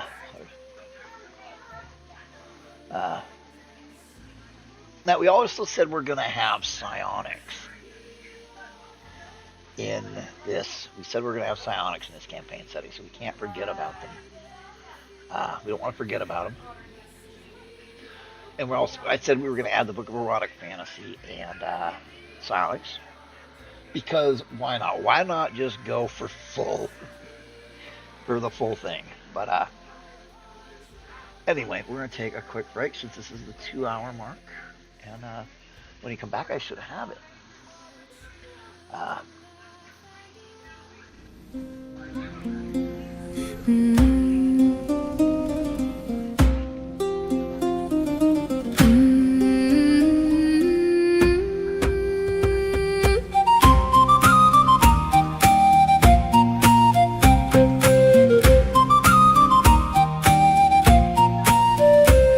When June unfastens the green hill gate, we run to the bramble and laugh too late. Blue hands stained by the sweetest stain, bare feet dashing through warm rain. We fill our pails by the hedgerow seam, red beet shining like a harvest dream. Mother calls from the linen line, come home before dusk time. But the creek says wait, and the reeds lean near. Every small brown face turns bright with cheer. Summer, summer, marigolds. Summer, summer, where the crows summer, summer, take us home. Take us home. Berries on our fingertips. Everything in March. Joy with every sugar kiss. I had not spoken to her in 3 years. Too proud too hurt, too stubborn, and too down by the water, the minnows I could feel her underneath my fears, the thread between us chasing the silver bull, nets waiting by the mossy pool. My brother cast from the alder, thin line singing for a shy fish shoot. Then we hide where the willow bends. What have they done to you? The creek runs clear, The smoke is rising eastward, and the smoke is all I know. I should have gone to her, I should have gone before the fire took the floor. Now all I have is action, what I hold and what I want. joy with every sugar kiss. Summer, summer.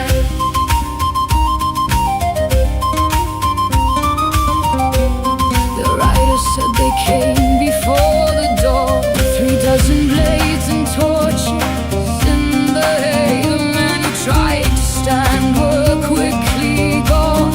The women When the lamps are set in the common room and the night leans in She with would a have honey fought bloom, them, I two know more she cups would and a shared small have, smile can turn even one glance soft into as a she while. By the had firefly grown. path, hand in She had hand, a baker's daughter and a fisher's man. They speak so would not soft, they speak so near, like have the dark died itself might alone. bend to Oh my hear. daughter, oh my daughter, Hush now, listen what close have they to the done night to you? song, even grown The hearts smoke is wonder where rising the bright days eastward, belong. and the A thumb smoke is brushes all I lace, know. asleep I finds a should have sleep gone in to the her, I should have hole. gone before the fire took the floor. Now all I have is Summer, berry what bowl. I hold and what I Summer, want. summer, take us home. Take us home. Berries on our fingertips. Berry bowl. Joy with every sugar kiss. Summer, summer, summer, summer, creek song blue. Summer, summer, summer, summer, me and you. Me and you. Hide and seek till stars appear. Hide and seek. Then love walks home through firefly dear. So hear me now, you sons of filth and ruin. Hear me through your fires and your sleep. I am what she turned her back on. I am old and I am deep. I know every name the forest answers, every debt the dark will pay. I will walk to where your heart fires burn, and I will make you beg for day. I will call the rot up through your grain. I will teach your cattle how to scream. I will learn the names of all your children, and I will haunt you through your every dream. I am done with being quiet. I am done with growing old. I am 3 generations of fury, and I am coming through the cold. Oh my daughter, oh my daughter, I would trade it all to hear you say that I was foolish, that I was prideful, that you loved your ordinary days. But the smoke is rising eastward, and the smoke don't lie. So I'm picking up what she put down before I die.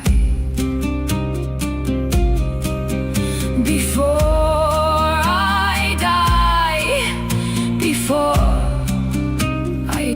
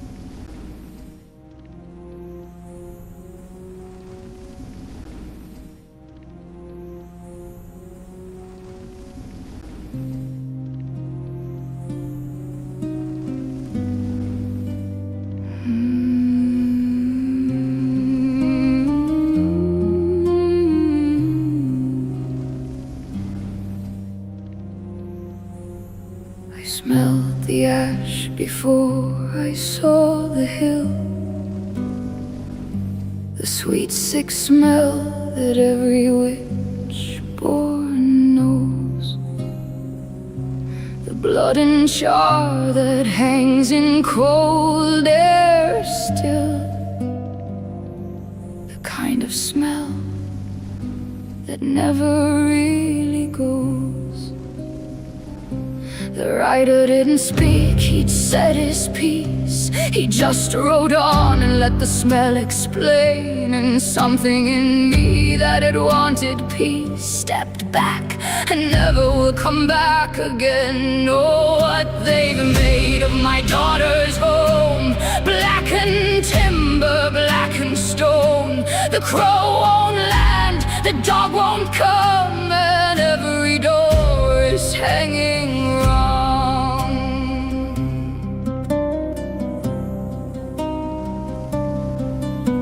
The gatepost told me what the York filth makes.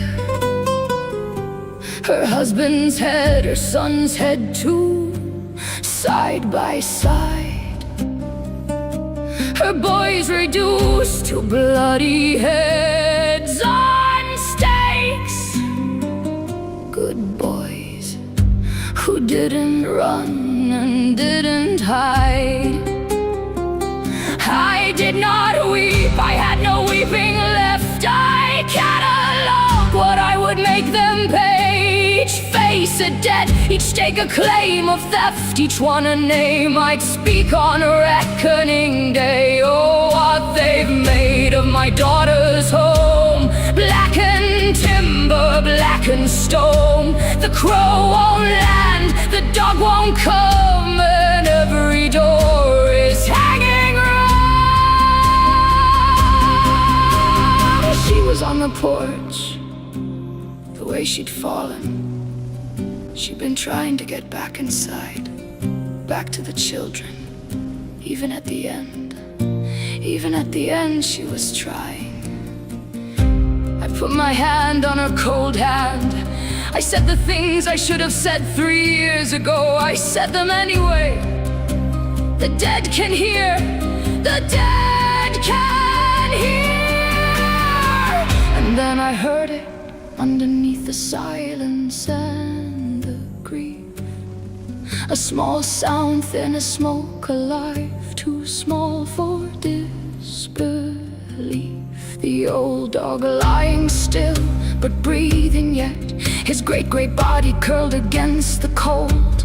And underneath him, wrapped in blood and sweat, the fair-haired one, not yet a season old. I took her up, she knew me, God, she knew me. That old blood doesn't lie, it doesn't sleep. I held her just a moment, then gave her to the rider's arms to keep. Then I turned my face into the eastern wind, and I opened up the things I keep locked down. I called the lightning by its oldest name, and I burned the grief into the ground. Hear me through your hills, you sons of slaughter. Hear me through your fires and your bone. You killed my daughter, you killed her babies. Now I'm coming to collect what's sold. I am 3 days ride and I am walking. I am every curse that holds its breath. I am what she gave up to be human, and I am so much older than your death. I will salt the ground beneath your heart trees. I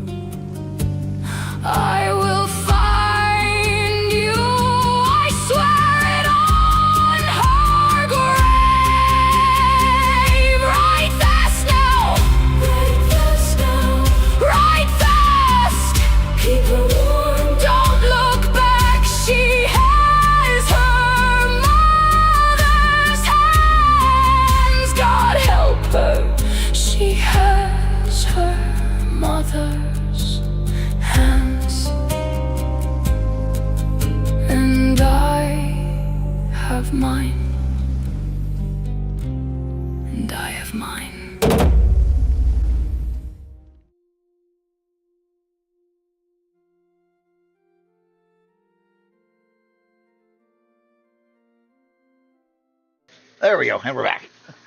That's a whole fucking album from the witch getting her husband and her son's swords and shields brought to her after a disastrous battle to 30 years later, the orcs overrun her daughter's village and kills her daughter, kills her grandson, kills the babies, kills her husband, and the smallest baby survives underneath the dog. But and then she goes out and just tears. She goes out and she's fucking bad. She tears shit up. I love the album. I thought I did a pretty good job on it. Anyway, so I was looking at it. So, we're doing whatever we want with this, and we're trying to be a little out of the box. So I went, what if this dude was a druid instead? And so because we're doing a druid instead, we end up with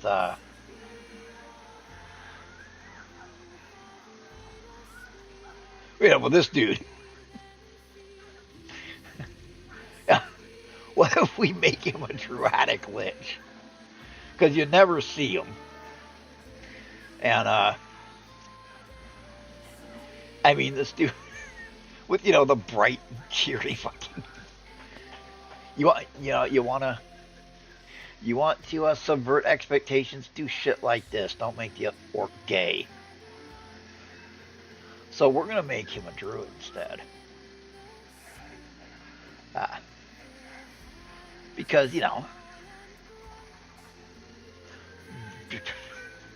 druid 14th level, which is not fucking funny at all. A 14th level druid has some nasty ass spells. Let's see. Magical power.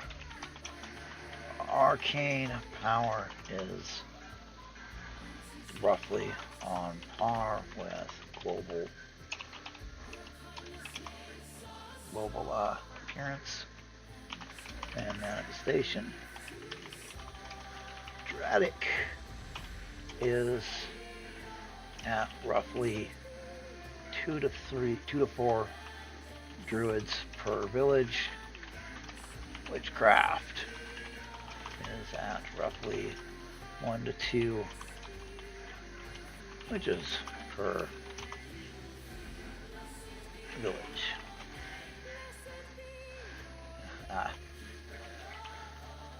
Druids in the city are responsible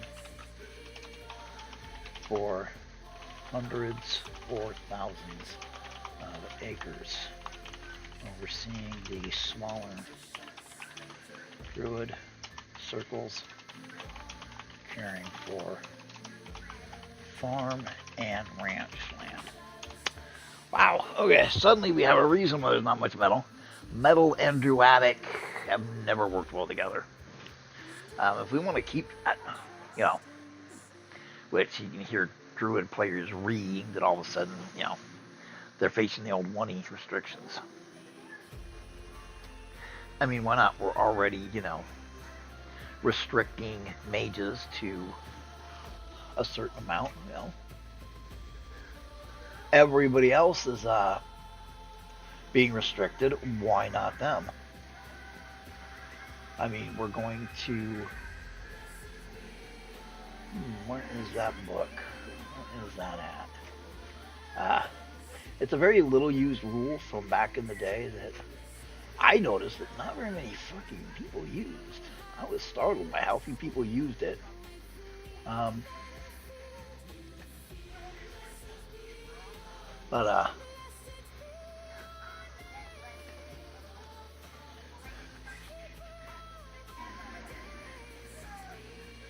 mean, you would be surprised at the fact that it's not used very often.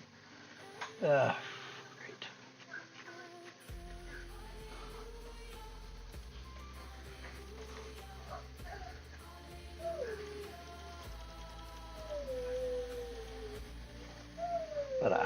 There she's singing.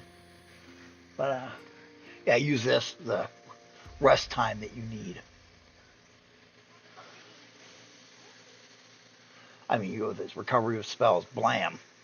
You have to sleep 12 hours of your Yeah. Yeah, and you do the acquisition. A lot of people don't realize that there was actually some very, very healthy limitations with spells because they used to treat spells like they fucking mattered. But anyway, somewhere in first edition, there is a max amount of spells per level, per spell book. Yeah, how many pages, and what was the maximum amount that a wizard could have in his active spell book, not his library, but his active spell book. And that really changed. Number one, all of a sudden your mage had to have a library because he's got his active book, and then he's got his library. There's the attack matrices, saving throws, all that good stuff. But hit points, and that cuts down on the idea of these guys walking around with every single spell.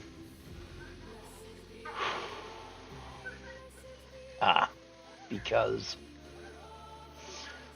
it originally was 1 page plus 1 page per spell level.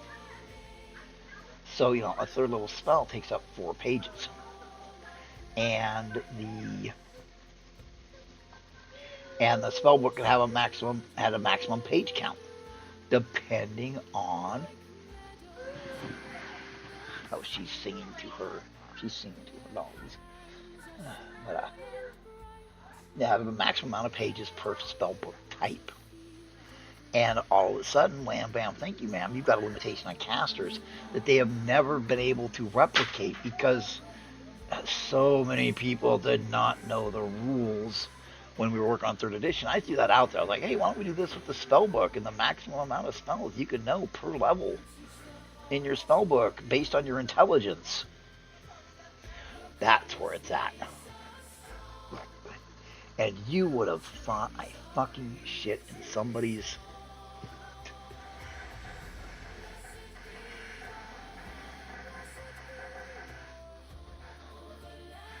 There it is.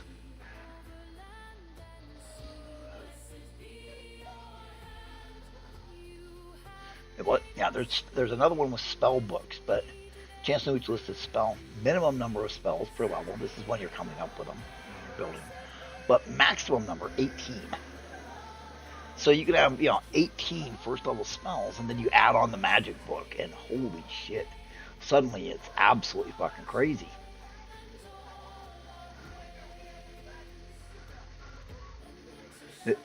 The maximum number of which a magic user can know have in his spell book varies from 6 to unlimited. So that made sure that you had to grab other people's spell books, and your mage had to have a library and all that good stuff. But when I was like, hey, we should do this to help limit casters, fucking people lost it on me. Well, originally a quarterstaff was pretty fucking good. I disagreed with the attacks per level thing. It was a really big thing for one mechanic to rule them all, and I hated it. I argued it was stupid. I argued that mages and clerics and the like, mages and others shouldn't get additional attacks, but they overruled. I was a freelancer, so go fuck yourself, freelancer. Anyway, but so we make it so this guy is a druid. Sorcery is carefully watched for. Okay.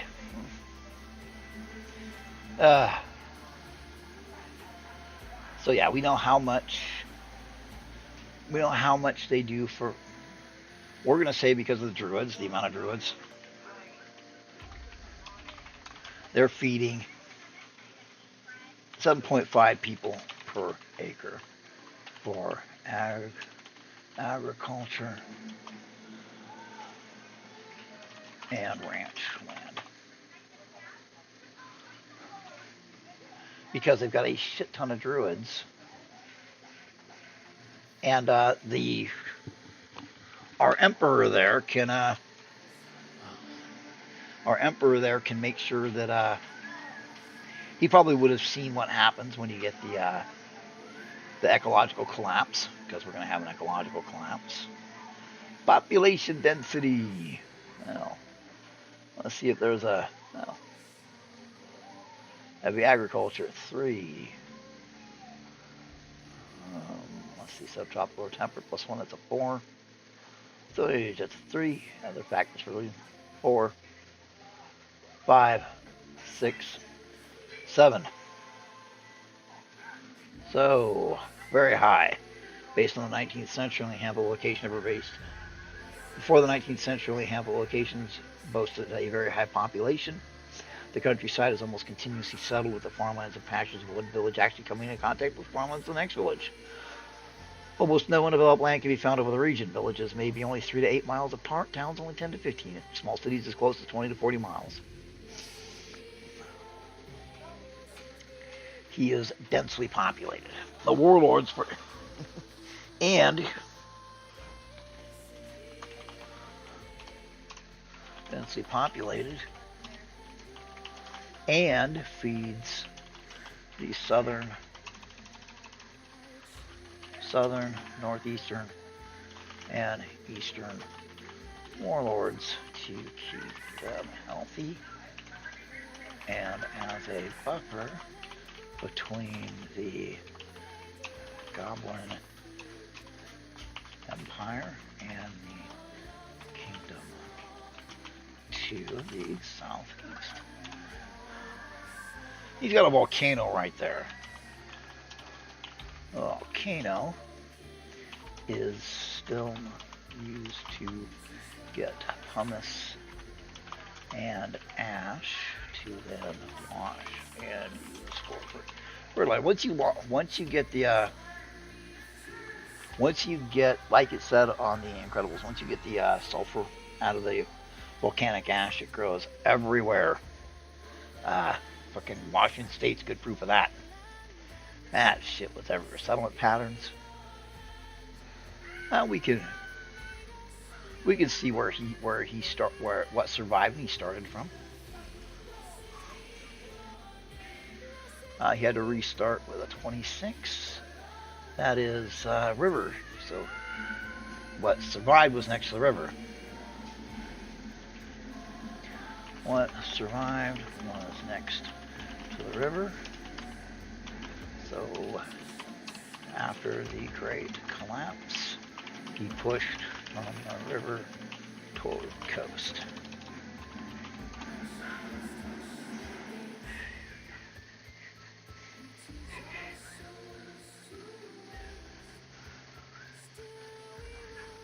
Population density, yeah, it's very close together.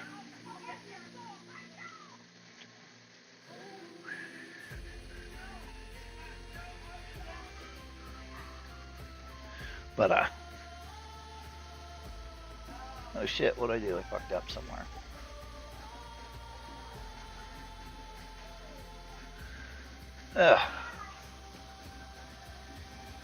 Some of the arrogance. I actually got an argument with one of them. One of the guys that helped design Die 20 Modern and did help with the Die 20 system was a former tanker, and I would argue with him all the fucking time because we were both ex-military. And I was like, and his arguments, he'd get mad because he was like, there was tanks disabled by small arms, and I was like, getting your antenna shot off does not disable a tank for combat. Yes, it does. I said, no. It disables it for operations, not combat. Stop being a retard. But anyway. And, God, so many of them acted like you couldn't do anything. I actually ran a marathon and then participated in an SCA sword fighting event just to show that, yes, you can go 20 miles and still fight. The worst of them, was that redhead. Me and Sean Reynolds went round and round, but he turned out to be a pretty good guy.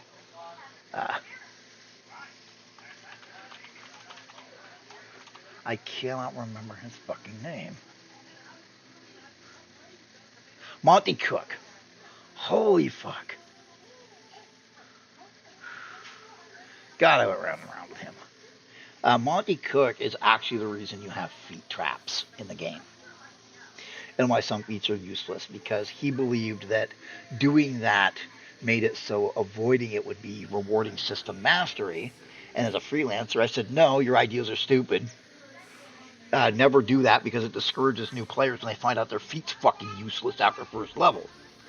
But no, he's a great mind in gaming, and fuck him. You can tell I said that too.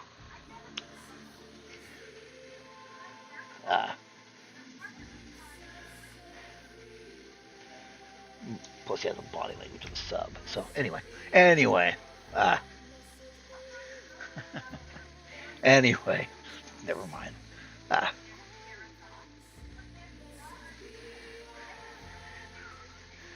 So I think we'll do more design tomorrow. I'm starting to really lose a lot. We'll go about designing our Stone Age kingdom, which is going to be interesting to do.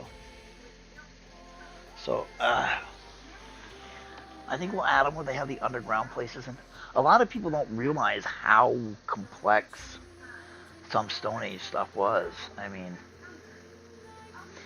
the Minoan era kings would have palaces.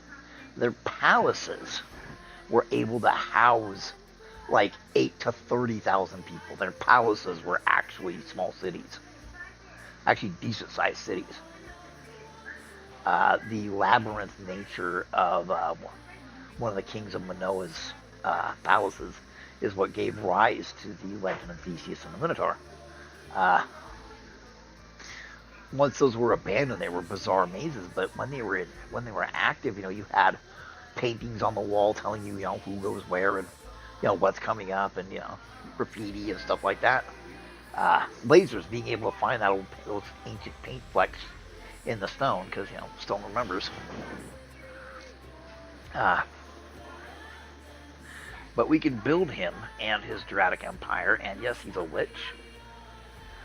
But don't see many Dradic liches. But he's still evil. He's still evil, but the kingdom he's put together, the empire he's put together, comes across as neutral good, because the laws strive for individuality and the like. But he's evil because he's a firm believer in slavery and caste systems and class systems, and basically there are slaves walking around, and they have a slave can't be traded or sold outside of the tier 4 family.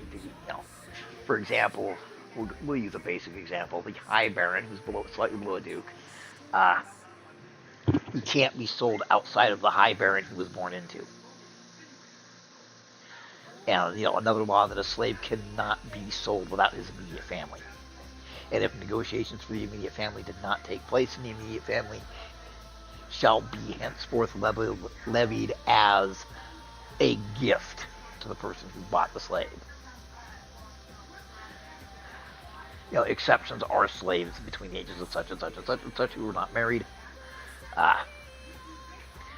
Again, the system of blood matrons would have vast power. And don't discount what you could do with sheer muscle power. Slavery was there for you could build amazing shit with sheer muscle power. But yeah, the general consensus later count that was right. Anyway, so we'll get to more of this on Tuesday, right? I think on Tuesday we'll go over that kingdom and we'll build it. Maybe even that part of it.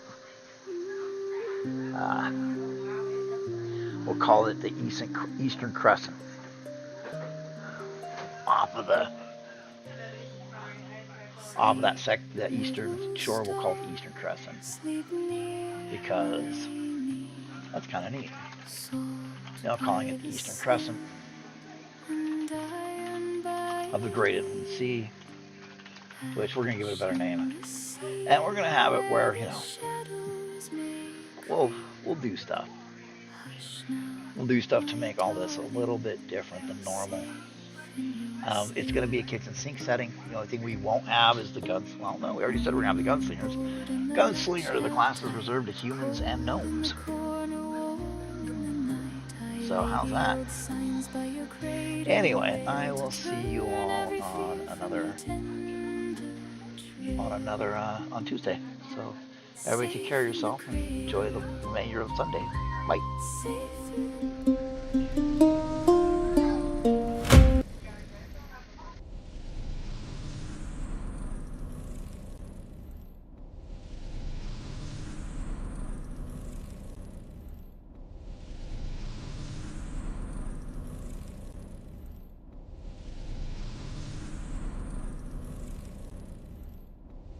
By the sweetest stain, bare feet dashing through warm rain. We fill our pails by the hedgerow seam, red beets shining like a harvest dream. Mother calls from the linen line, come home, before dusk time. But the creek says wait, and the reeds lean near. Every small brown face turns bright with cheer. Summer, summer, berry bowl. Summer, summer, take us whole. Berries on our fingertips. Berry bowl, joy with every sugar kiss. Summer, summer. Down by the water the minnows flash. We plunge our heels and we make a splash. Little ones chasing the silver pool, old nets waiting by the mossy pool. My brother casts from the alder root, thin line singing for a shy fish shoot. Then we hide